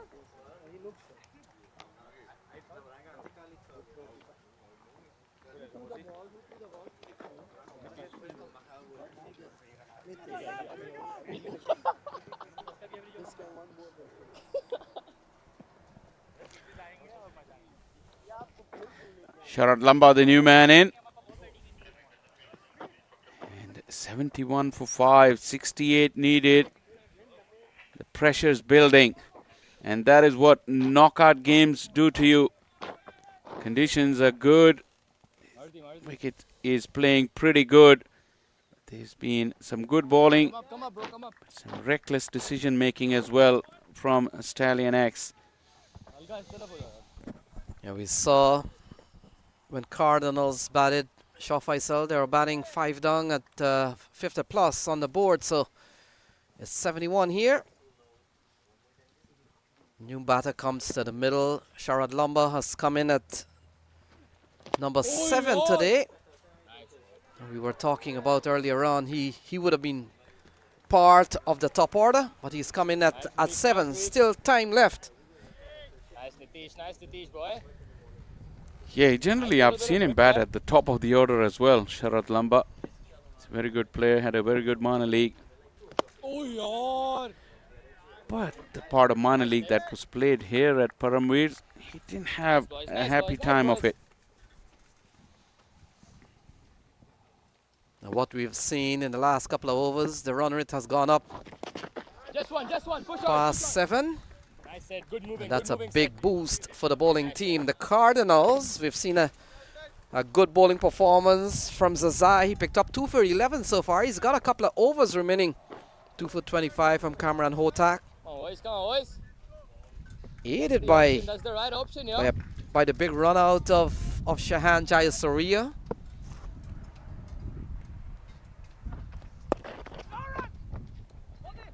And we've seen a good stay so far from Hassan Mohsin. We saw him might have been a couple of days ago. Shaw Faisal got a few, and we know he can bat. On the boundary, bro, on the boundary. He's batted at number 6 in this lineup, which is studded with big name players. So, and he's potentially a very good player. Big shot from Sharad Lamba, finds the gap and goes away for a maximum. Well, that is a statement of intent from Sharad Lamba. New to the crease, but takes on the favorable matchup of an off-spinner and deposits Nitish Kumar over the fence. That is a glorious stroke. Key to that is the footwork. Look at that. 1-2 bang. In complete control. 11 gone, 79 for 5. Left arm round. New bowler.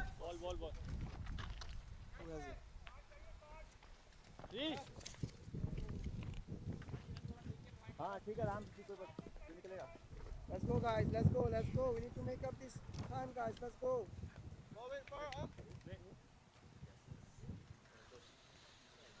So the action continues. Looks like we'll have a new bowler here, Shah Faisal. We've seen spin from Cameron Hotak, but he's done. And it looks like Bishnoi has been given the ball, so more left arm spin in the form of Chaitanya Bishnoi.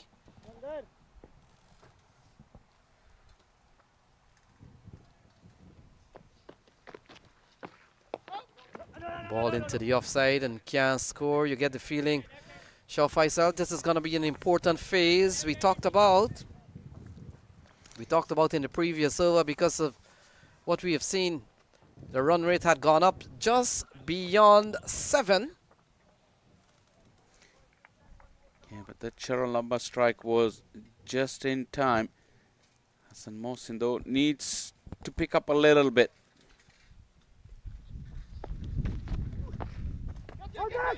Yeah, you're right on that. What a difference a 6 makes. Now, what a difference a couple of dot balls will make. Hovering at about 6.9, which is about 7. If he bowls a cheap ball here, it will go up over 7. Still so much to bowl at, so much to play for.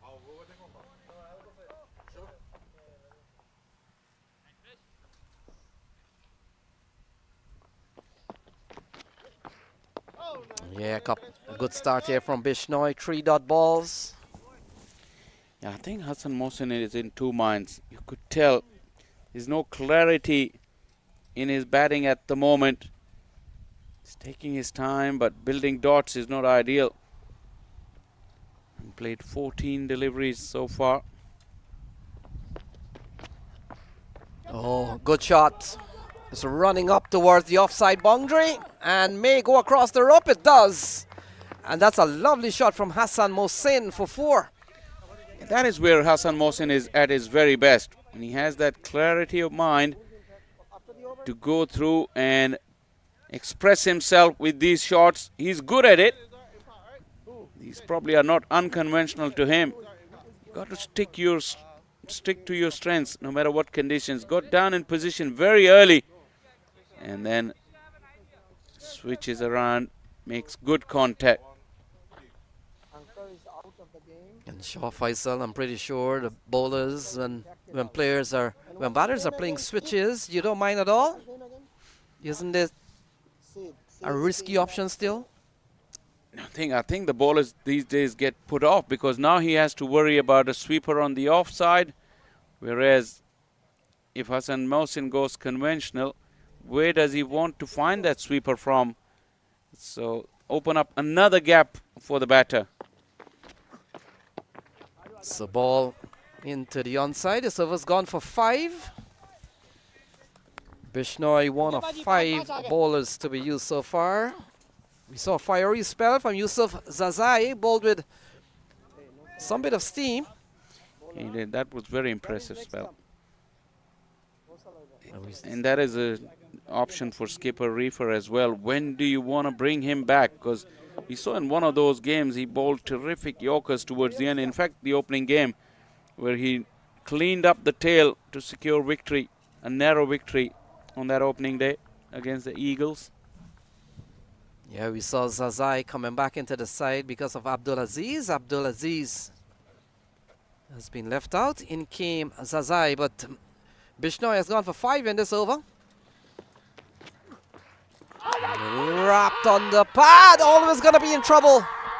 I talked about when you're not stretching out, you give yourself a bad option. And that was beautifully bowled. The arm ball kept coming in, and Lamba was pinned right in front, way back in his crease. That'll be the evidence. Have a look at that. That ball skidded along and feet rooted to the crease. The umpire took his time and gave the decision. That is a big wicket now. Lamba is an excellent player of spin. He's now departed, and Stallions sinking 6 down rather, and plenty to go still. So 84 for the loss of 6. Looks like Usman Khalid has come to the middle.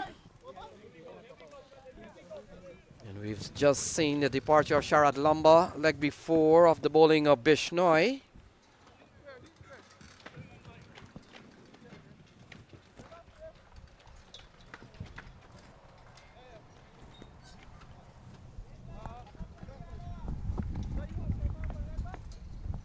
So it's all happening here, still 55 to win. And you get the feeling, Shah Faisal, we've seen good spin bowling from Nitesh Kumar, 3 overs no made, none for 19. But Bishnoi, 1 for 5 in an over that had so much drama.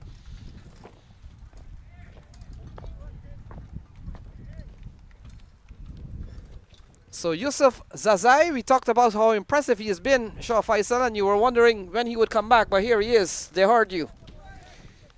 Yeah, they think that this is the moment that need to be seized. Skipper Raymond Reefer, obviously very experienced, and he thinks this is the moment to go for the kill with his speedster.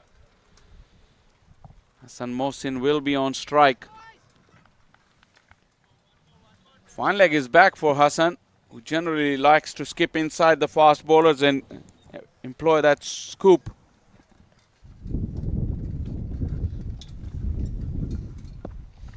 So Zazai runs in. Mohsin gets a good ball into the offside. And Shah Faisal, one of the things you will notice with Hassan Mohsin, he loves running those quick singles. Yeah, quick single with a dead bat. He hasn't really pushed out in front in search of that single. So either it's attempt of a big shot or a block, and that is not ideal. Yeah, how many times we've seen you go into a shell, then that's not good also. And so far we've seen a couple of wickets. We talked about how good Zazai has been. In fact, those 2 wickets were consecutive wickets. That's a sharp bumper. Very good bouncer. Well, a lot of folks here from the Caribbean and from Pakistan, traditionally, we love our fast bowling. There's never a bad time to see a bouncer like this. Yes, speaking of the West Indian and West Indies, Shah Faisal, Sir Clive Lloyd is coming here. And he'll be on hand for the latter stages of the tournament. And so a chance to meet and greet Sir Clive Lloyd as he is heading to the Atlanta Open in 2025.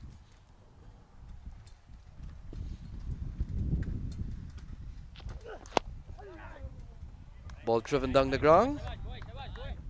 Arnav Ayar comes into play, and we've seen a good over again from Yusuf Zazai.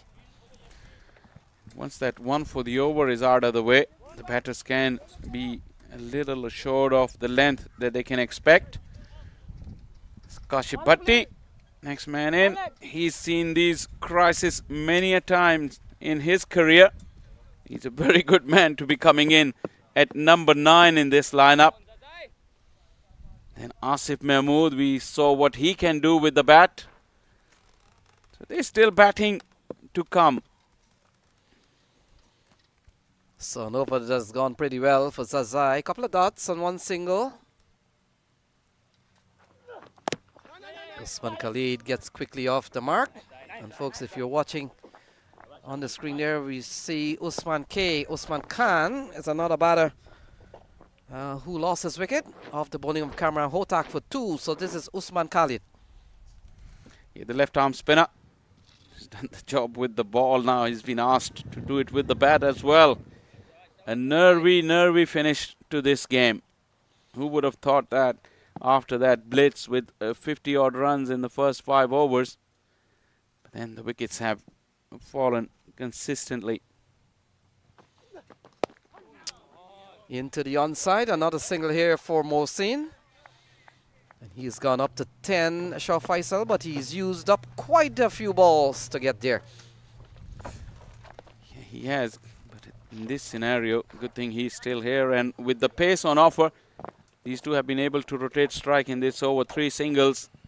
Just need a little bit of stability. Because once they get over the 100 mark with no further damage, they will be able to see the finishing line, and that will fill them with some sort of confidence. This is a tricky phase though, the next couple of overs. So 2 for 14 from Zazai. And this over's gone pretty well for him. Let's see if he can finish strong. Yeah, he does. Quality delivery. Defensive is Usman Khalid. And so 13 gone. It's 87 for the loss of 6.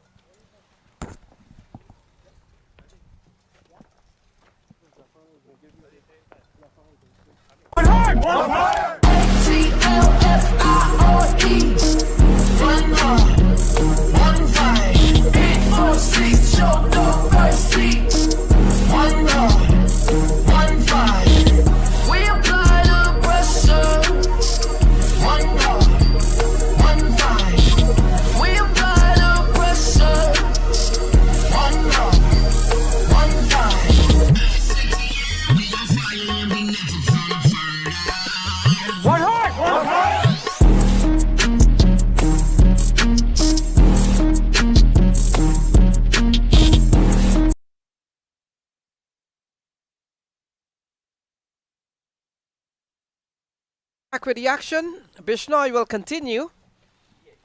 And we talked about the required rate. Shah Faisal going over 7 has gone to 7.4.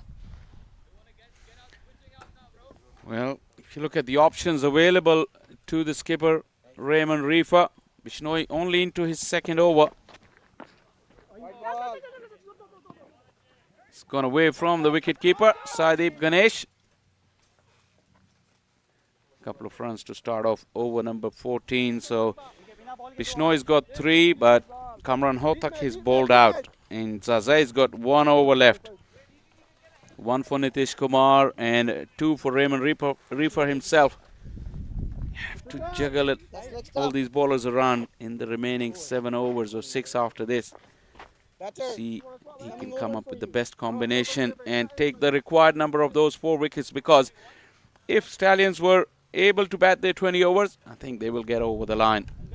So wickets, the order of the day for Cardinals. And Shah Faisal, you get a feeling that they've only used 5 bowlers. And if things really go pretty well, we could see these same 5 taking us through the remaining 6 over after this one. You talked about a couple of overs remaining for Raymond Reefer. He's gone for quite a few today. Big shot into the leg side from Usman Khalid, and has gone for a maximum. Yeah, that will ease some nerves in the dugout for the Stallions X. Was right in the slot for Usman Khalid. Got a good connection. Brian Walters trying to retrieve the ball. Don't worry about it, Brian. It's gone too far. That is the strike that Stallions needed. After they thwarted Yusuf Zazai, which didn't go for many runs that over, but at least they didn't give him the wicket that Raymond Reefer was after. Yeah, punched away into the offside. And Shah Faisal, we are talking about this required rate. If a boundary is not scored off the over, it goes beyond 7. But look what happens when one of those big shots come out. So a big shot from from Khalid. And it has gone beyond or under 7. So essentially means somewhere along the line that the Stallions X will have to at least keep in touch with the required rate by scoring one of those big shots here and there.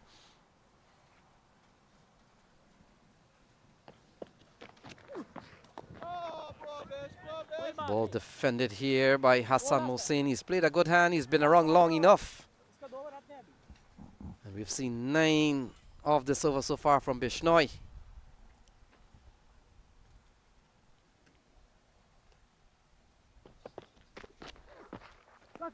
Yeah, going down the leg side. Called a wide. Will have to be rebowled. 3 wides and a single and a 6. What? 10 off the over. That has met the requirement for the Stallions, for this over at least. Yeah, you look at Hassan Mohsin. He has a good head on what is required, and he knows that with 6 down, the last thing they want is for them to lose another wicket. Stallions X. Into the offside, lofted shot. Fielder will come around, will not get there on time. And look at that, gone away for 4. The 100 comes up. And it's a good shot off the bat of Hassan Mohsin. Beautifully played. He's got the good stride out while defending this time. He took the stride but cleared that front pad and lifted it over that fielder at extra cover. Didn't try to hit it hard, just stroked it away. Beautiful piece of timing and placement. Have a look at that flourish. There is none. Just a solid punch to lift the ball over. And the placement was top class. Over number 14 done. 101 for 6.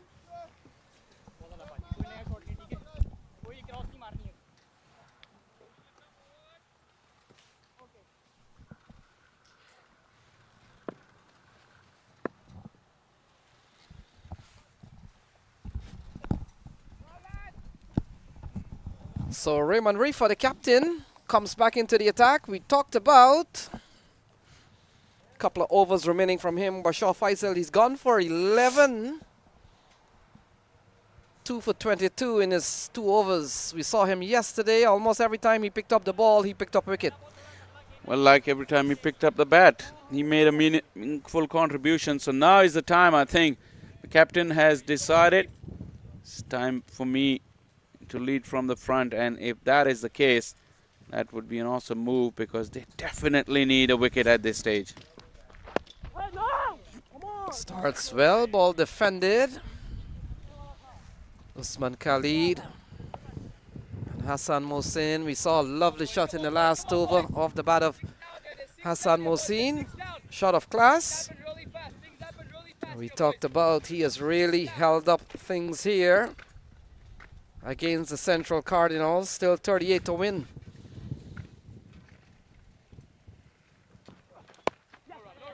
Eased into the offside. And Shaw Faisal still knocking the ball into open spaces, and the singles and the twos can still work for them. They need 37 to win. Especially off the back of the previous over, which went for plenty. 14, I think. Correct me if I'm wrong, Lenny. But then, if you have an over like this where run rate is not challenging, that gives you that breathing space to just knock it around and wait for the opportunity. But make sure you don't lose a wicket, because a wicket here will really bring Cardinals back in the game. Run rate, the required run rate is not an issue here.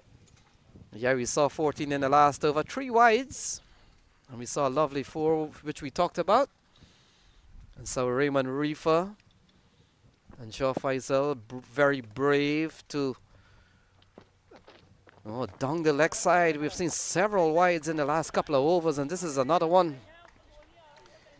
Yeah, they received 18 extras themselves. And now their contribution, they've given away 7. In a tight game like this, every run is vitally important. Yeah, for Central Cardinal, to put some pressure on Stallions X. They will have to pick up a wicket and make it interesting. Into the offside. Good running here. We talked about how good or how keen Hassan Mohsin has been to run these sharp singles. Although it may have accounted for one run out that we saw that we had to go to the tape. That of Shahan Jayasuriya.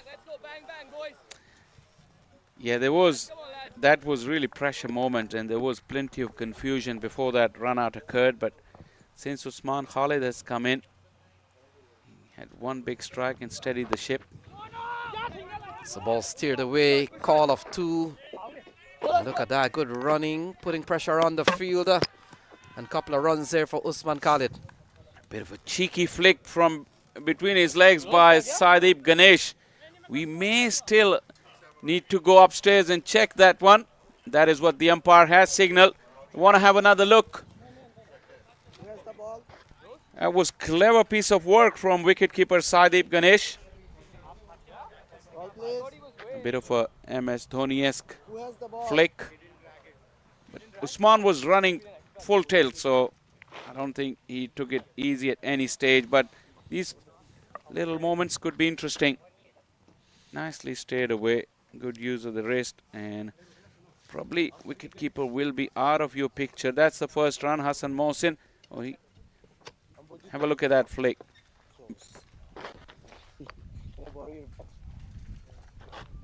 Oh, he got there just in time. But it was way closer than what we thought initially. A lot of dust coming off as he dragged the bat into his crease.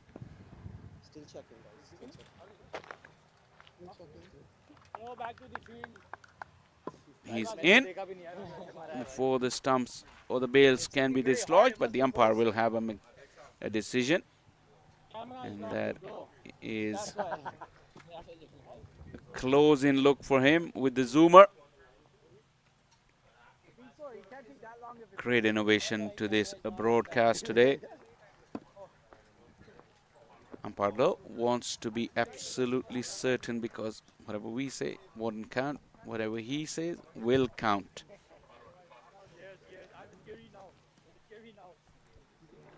So if he says not out, it will be a couple of runs off the bat of Usman Khalid.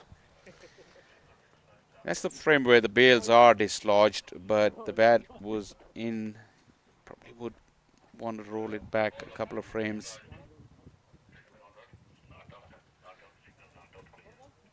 And it has been declared not out. Good decision from the umpire, but it was so close. Great piece of work from Sadeep Ganesh.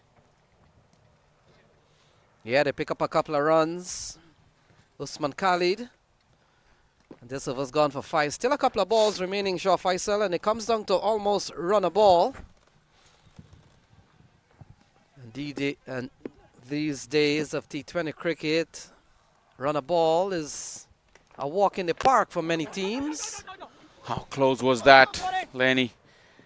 Oh, that was a close shave. The inside edge could easily have gone onto the stumps. Yeah, Usman Khalid getting a bit of an inside edge. Sadeep Ganesh did well to keep the stroke to only 1. Take a look at that. And in the end, we've seen an over gone for 6. Still a ball remaining. Raymond Reefer.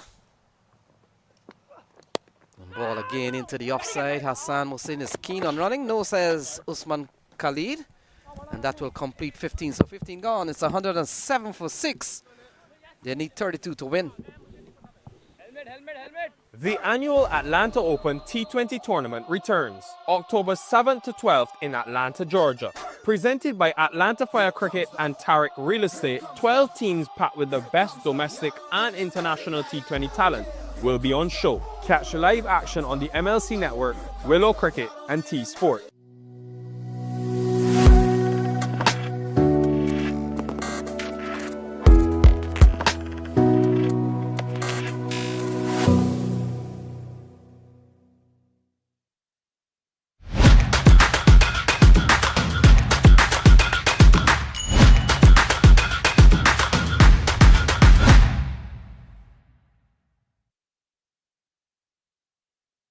So 107 for 6. Nitish Kumar comes back into the attack. Brian Walters, welcome back. 5 bowlers being used.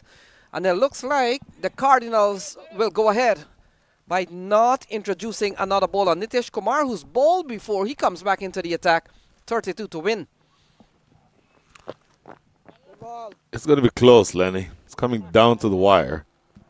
In modern day cricket, a run a ball is not that difficult, but the pressure of the eliminator, I think, has something to do with what you do here. But you do have a very experienced pair at the crease, Usman Khan and Hassan Mohsin. Both of them, you would think, have the pedigree to be able to take them over the line. Yeah, we saw a big knock from Usman.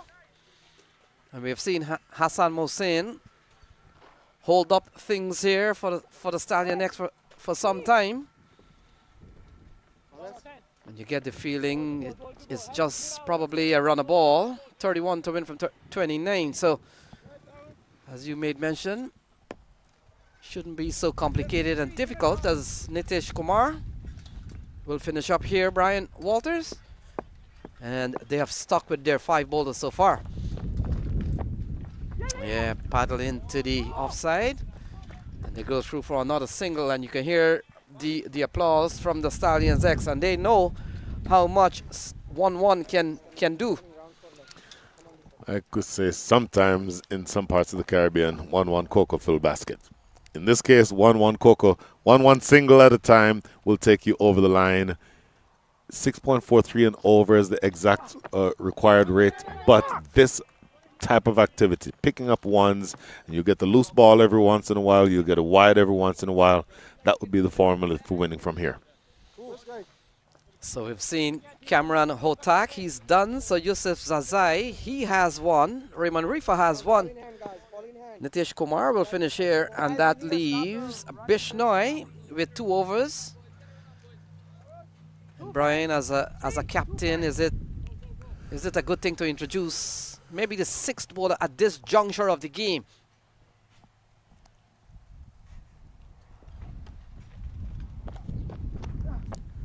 Essentially, you've painted yourself into a corner by only having 5 bowlers so far. I completely, the premise of your question is that it's risky to introduce a 6th bowler right now. I agree completely. But the flip side of that coin is that you're going into the last 4 overs, 2 of which will be bowled by a spinner. And so that, for me, has all kinds of difficulty. You would think that the spinner would be bowling from the northern end of the ground, from where the wind is coming, and that means Raymond Reefer and Yusuf Zazai, in theory, would bowl these last 2 overs from the southern end. So the required rate, 6.7, very close to 7. This has gone pretty well for Nitish Kumar. He will finish up here. Lofted over the offside and gone for a big maximum. Does that take the pressure off? That's what happens when you keep hitting the singles.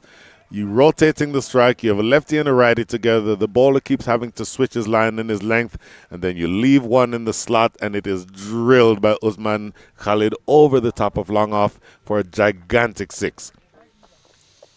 So 16 gone, it's 117 for 6, 22 to win.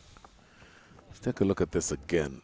And I said in the slot. Oh, well, in fact, we're looking at the wrong one there. But for the most part, that last shot there, up and over the top there, that is the one that is in the slot, and that's just simply an elevated off drive going all the way over the ropes for 6. Brilliant strike. So Zazai has been throwing the ball. And you get the feeling, Brian Walters, not a bad plan. You want to bring your strike bowler as we come down to 22 to win. Time running out. Well, your strike bowler is going to have to bowl. Look, it's easy to sit here in the commentators area and give an opinion. I would have thought that the spinners would be bowling from that end, the top end. So Chaitanya Bishnoi with 2 overs remaining. Assuming that he's not going to introduce another bowler, it would mean Chaitanya Bishnoi will be bowling 18 and 20. That feels like a risk to me. So paddle away into the onside. They come back for 2 valuable runs here for the Stallions X. Bring them closer home. They're 20 away. And maybe the bet that you're making if you're Raymond Reefer is this game may not go to the 20th over. So what we need to do is bowl, see if we can strike now. Let's bring a strike bowler in now with Yusuf Zazai bowling his last over. And then I'll bring myself on, meaning Raymond Reefer, in over number 19. That might be the, over number 18. That might be the strategy, because if it goes all the way down to 22 of those overs being bowled by a spinner, that feels very risky to me. So what a shot. Was looking to take evasive action, and we will have to wait and see on the replay if it was deliberate. Absolutely deliberate. No deliberate action or evasive action about this. Intentionally going over the top of the keeper. It is a great piece of work. He is bowling with plenty of gas, Yusuf Zazai, but that's what you do if you're Hassan Mohsin. Use that pace to your advantage. Just intentionally lifting it over the keeper, couple of bounces, straight behind the keeper for 4. Yeah, lovely uppercut off the bat of Hassan Mohsin. So 16 to win. This over's gone pretty expensive for Zazai. Look at that, into the offside. More runs here for Hassan Mohsin, and it goes away for another boundary. 8, in fact 10 off 3 balls in this over. Well, pace can sometimes be your detriment if you're not exactly accurate, and not a lot of room for error there, just marginally outside the line of off stump. But Hassan Mohsin staying leg side intentionally here, staying on the leg side and making sure that that ball is elevated over the offside for yet another boundary. So this has taken all of the momentum out of the defense for the Central Cardinals. Last 3 balls coming up here in the over. Oh, more runs here. Fielder will come around. Has a lot of work to do. Does well. And 2 more runs. 12 in 4 balls in this over. And it comes down to 10 to win. Yeah, you bring a strike bowler back in to take wickets. Not only has he not yet taken a wicket, he has conceded a few runs here.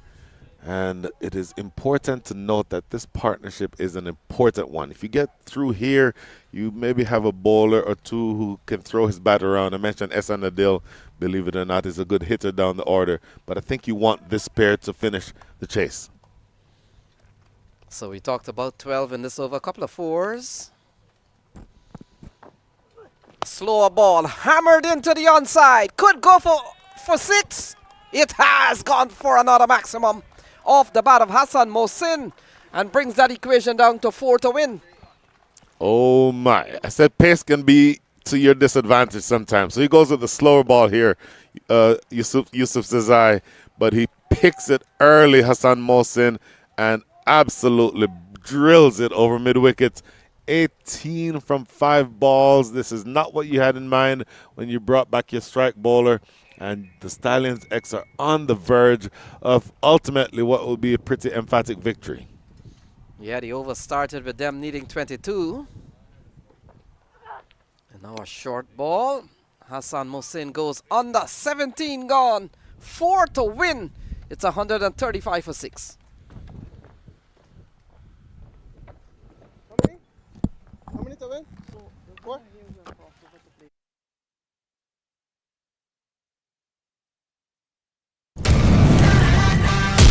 Atlanta Fire, star-studded Atlanta Fire, one of the favorites.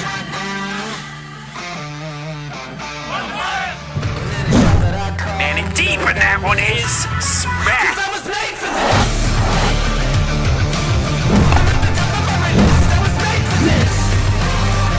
Oh, this one is lobbed into the onside. A slow, short ball.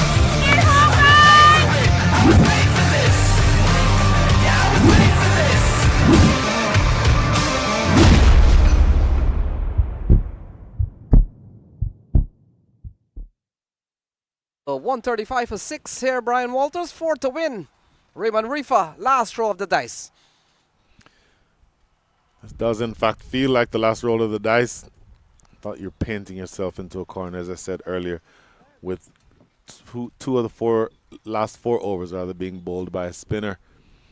And Raymond Reefer taking the gamble that bringing his strike bowler in from the northern end would have resulted in a wicket taken in that over number 17. Not only did he not take a wicket, Yusuf Zazai, but he went for 18 runs. So just on the verge of victory here. So playing a miss here from Usman Khalid. And we talked about a big partnership between Hassan Mohsin and Usman. That's gone beyond the half-century mark, 51. And a critical partnership that seemingly brings them in touching distance of a semi-final berth.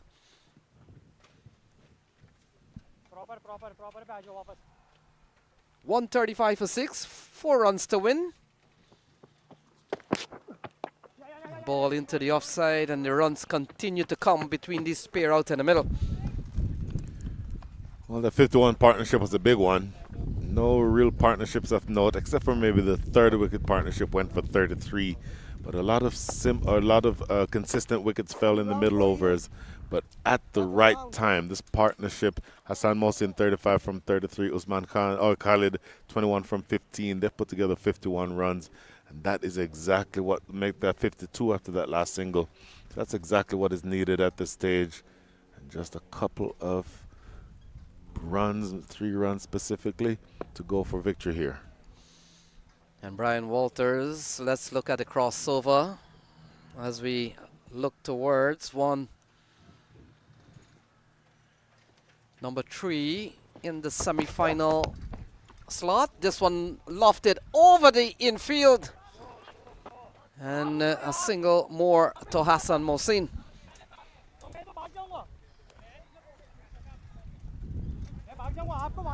Okay. Oh. 2 runs remaining for victory here. And I will tell you that after some nervous moments, the Stallions X are going to, it appears, go on through to the next match. And I think you, Lenny, have some information on who that opponent would be. Yeah, ball worked into the onside. This could be the game. And they'll come back for a couple of runs, exactly what they need. And essentially, they march into the semi-final, the Stallions X. And it looks like they'll take on the Clarion Eagles. Boy, heavyweight clash right here on this ground tomorrow morning at 10 a.m. The Stallions X and the Clarion Eagles. But let's talk about this game. The Stallion X, even though they had some nervous moments, lost a few more wickets than they would have probably expected and had to grit and claw for a while, but ultimately the class of the batting lineup proves to be the most effective component of this victory, making it a relatively straightforward victory in the end, victory by 4 wickets. We'll look at the scorecard when it comes up, but my goodness, I think that partnership, the very last partnership, unbroken for the 7th wicket between Usman Khalid and Hassan Mohsin, put together 55 runs, and there you see the scorecard, Lenny. Sharon Jahangir off with a good start, 29 from 18. Tejinder Singh and Arya Kanantha didn't do much, neither did Usman Khan or Sharad Lumba. Shahanjai Surya contributed valuable runs in the middle overs, and then that big partnership at the end dragged them over the line with 14 balls to go. Yeah, we'll look at the bowling card. So, promising start when Zazai took the ball. Also, Cameron Hotak was pretty good. Look at that, 2 for 25 from Cameron Hotak. The left-arm spinner, Yusuf Zazai, consecutive wickets. At one time, he was on a hat-trick. Other than that, probably 138 looked to be a little too underwhelming. And at the end, we have seen a victory here for the Stallions X. Certainly a victory for Stallions X, so we'll have probably a little bit of time. There's your summary. The Reefer, I think, batted beautifully to drag his team to that 138 rather. 64 from 37, brilliant innings from the captain, leading from the front, dragging his team from a really tricky situation earlier. But ultimately, Eleni, I don't think they had enough runs. I think we talked all along that it needed to be somewhere around the 150 mark. 150 makes this a completely different game. And ultimately, when you're asked to do that type of effort, a well-bowled game from the Central Cardinals, just 6 extras, and 4 of which were wide. So for the most part, they got the balls in the right areas. But the class of the batting for the Stallions X is essentially what made the difference in this game. Yeah, happy faces, and that is because Stallions X have made it into the last 4. We talked about the clash with Clarion Eagles tomorrow. We've got another game coming up, Brian Walters, but this one has really been a good one here as Raymond Reefer has certainly played a good hand. He got 64 along the way, and you talked about 138, maybe another 15 or 20 runs. It would have been such an interesting scenario. But they win by 4 wickets, the Stallions X, certainly led by Cheyenne Jahangir. We've got Shaw Faisal with the losing captain. And Shaw Faisal, it's over to you. Thank you very much, Lenny. Well, it wasn't meant to be for the Cardinals. I've got their skipper, Raymond Reefer. Raymond, in the middle part of that run chase, when you got them 4 down, they looked a bit nervous. You might have felt in with a good chance then. Yeah, I've been seeing you here too much first, innit? Yeah, I thought we had them I thought the game was in our possession and the game was ours for the taking. But I thought that we didn't stick to the plan as long as possible. I think that we floated up too many balls in that middle phase, especially spinners. Probably should have stayed a little more patient and let them make the mistake by building pressure. Toss is obviously not in your hand if I take you back to the start of the game, but that certainly was an advantage to them bowling first on those conditions. I thought we didn't play the power play particularly well, to be honest. You know, guys going a little too hard. They should probably look to drop and run, or just try to rotate straight and build a little momentum, so that we could obviously stay in the game. I think we got probably 18 in the power play game today, 18 for 2 or 3. You can't win cricket games like that, to be honest. Absolutely, but you looked good again with the bat, and that was that rescue job that you did, that little partnership as well in the middle, but you look good with the bat throughout the tournament. Yeah, I've been feeling in good rhythm of late. Unfortunately, I didn't get my team across the line, so I don't know how to feel about that. Bit bittersweet, but thank you very much for your contribution to this year's Atlanta Open. You come here, something about the tournament. How did you feel coming here, and how was your experience playing here? I thought it was a really good tournament, a tournament where you need to hit the ground running. Competition in this tournament is really good. There are some really good players in all of the teams, so you really have to play good cricket if you want to win this tournament. Thank you very much for the entertainment you and your team provided. Hard luck today and all the best. Thank you. That's Raymond Reefer, ladies and gentlemen, and now I will be joined by the winning captain, Cheyenne Jahangir, pleasantly exchanging a few words with the losing captain, Raymond Reefer. Cheyenne, congratulations. That run chase got a bit nervy toward the middle when 4 wickets were down. That's how we felt it. How about your reaction in the camp at that stage? For sure, the kind of talent that we have all throughout our batting lineup, I think there was a sense of calmness in the dugout, and I think that related on the field as well, how calmly Hassan Mohsin and Khalid Usman, they finished the job for us. That just goes to show the depth that we have in our batting and the belief that we have in our system. Take you back to the start of the game. That effort with the ball, especially early on, was very good to set the tone for the rest of the day.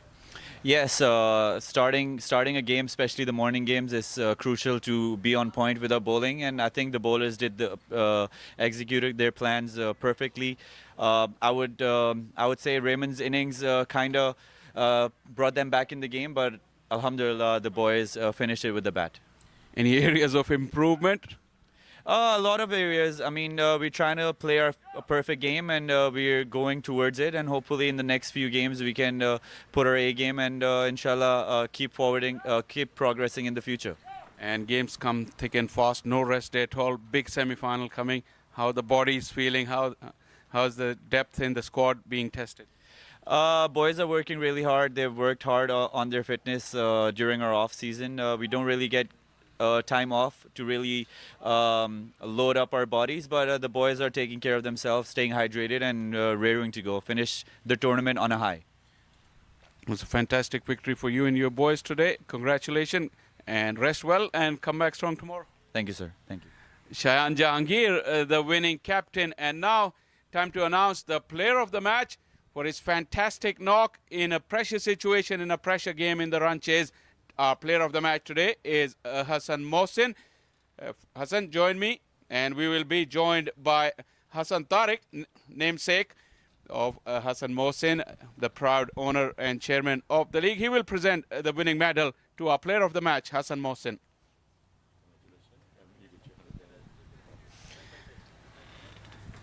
Hassan, very well played today. It was a big game, and when you walked in, there was a little bit of pressure, but you guided the ship very calmly. Yeah, definitely. When I was there in there to bat, so the condition was not easy, but Alhamdulillah, I played well, and at that time, 2 wickets goes down back to back, but I played well, and I'm happy, really happy for the performance. It was unlike you. You took a lot of time to begin with. Your strike rate wasn't great, but there was still calmness, and you always felt like in control. Was it like that? Yeah, as I mentioned, the conditions was not easy when I was in there to bat, but I knew it. We have a lot of strength in the end, like Asif and Kashibati as well. They can bat. So I was just thinking like if I play well, if I played long, so we will win, and that's happened. And someone like you who has so many shots in the locker, how difficult it is to put them all back for a little while when a situation like this comes around. Yeah, definitely. But I like to play all 360. I like to play reverse sweeps, some sweeps, and but at that conditions, I had to stay there, and I did well. All right. We really enjoyed your knock. Congratulations, and go well in the semi-final. Thank you very much. Thank you. Ladies and gentlemen, Hassan Mohsin. And that is it down here from the presentation party. We will have a second game coming our way as well in the afternoon. But before that, let's head back to the comm box. Lenny and Brian are there. Faisal, we'll quickly take a look at what has happened here. Brian Walters, Stallion X, happened to get over the line. Look at that. A lovely shot at the start from Shayan Jahangir. He's such a classy player. And quickly he got into the act. But look at this man, Zazai, springing a couple of quick surprises, a couple of strikes from him. A leg before Tajinder. And then, of course, not too long after, he picked up another one. So he picked a couple of strikes, made it quite interesting for the Cardinals. But later on, we saw a good knock from the likes of... Well, that you saw the second and 2 delivers there. Struck twice. You saw the replay for the LBW a couple of times. But then Shahan Jayasuri, I thought, came and played a very mature innings. More than run a ball. Got the dismissal, well, almost dismissal there. I think it was fended. And you had the long appeal and the overruled by the third umpire. But Shahan Jayasuri, I thought, was good. Steadied the ship and did what he needed to do to get his team, especially with the loss of Shayan Jahangir on that last wicket you saw. Yeah, Cameron Hotak, he came in with a couple of strikes of his own. But we talked about a big knock from Shahan. He really batted well, Brian Walters. Unfortunately, we will see a little bit later on, he got run out in one of those. Very good fielding that we had to go to have a look upstairs. But we saw some lovely shot again. Sharad Lamba came in, played a brief innings. But he fell off the bowling of Bishnoi. Leg before wicket, Sharad Lamba. Bishnoi just knew that one was out, started celebrating before the fact. But even you saw that they brought back the strike bowler, Yusuf Zazai. Good couple of blows down the ground. There's some old guy running after the ball. Don't know who he is. But I'll tell you that given the maturity of the pair that put on 50-odd runs for the last wicket, unbroken for the last wicket, it became a truly interesting finish to the match. And here, even though you might have had that run out, that's the run out that you're referring to, Lenny, but the maturity of the pair at the back end of the innings is what made the final be ultimately a foregone conclusion. And the fact is, you look at Hassan Mohsen, who played a very good knock, 36, and batted and just tucked the ball around. But towards the end, Brian opened up a flurry of boundaries to get them across the line and into the semi-final. Well, that last shot that you saw there was exactly the shot that took them over the line, ending things. And that, ladies and gentlemen, is the end of the first match. So do join us right here at the Paramount Sports Complex for the second match that will be later on this afternoon. That match between the Kingsmen and Seattle Thunderbolts. That is Eliminator number 2. Starts local time 2:15. Toss coming up. Well, for our purposes, we'll be doing the toss here. You'll see that on your screens if you join us at about 2:10 p.m. Central. Make that, where am I? Eastern time. In the meantime, we're signing off here from Paramount. See you in a few minutes.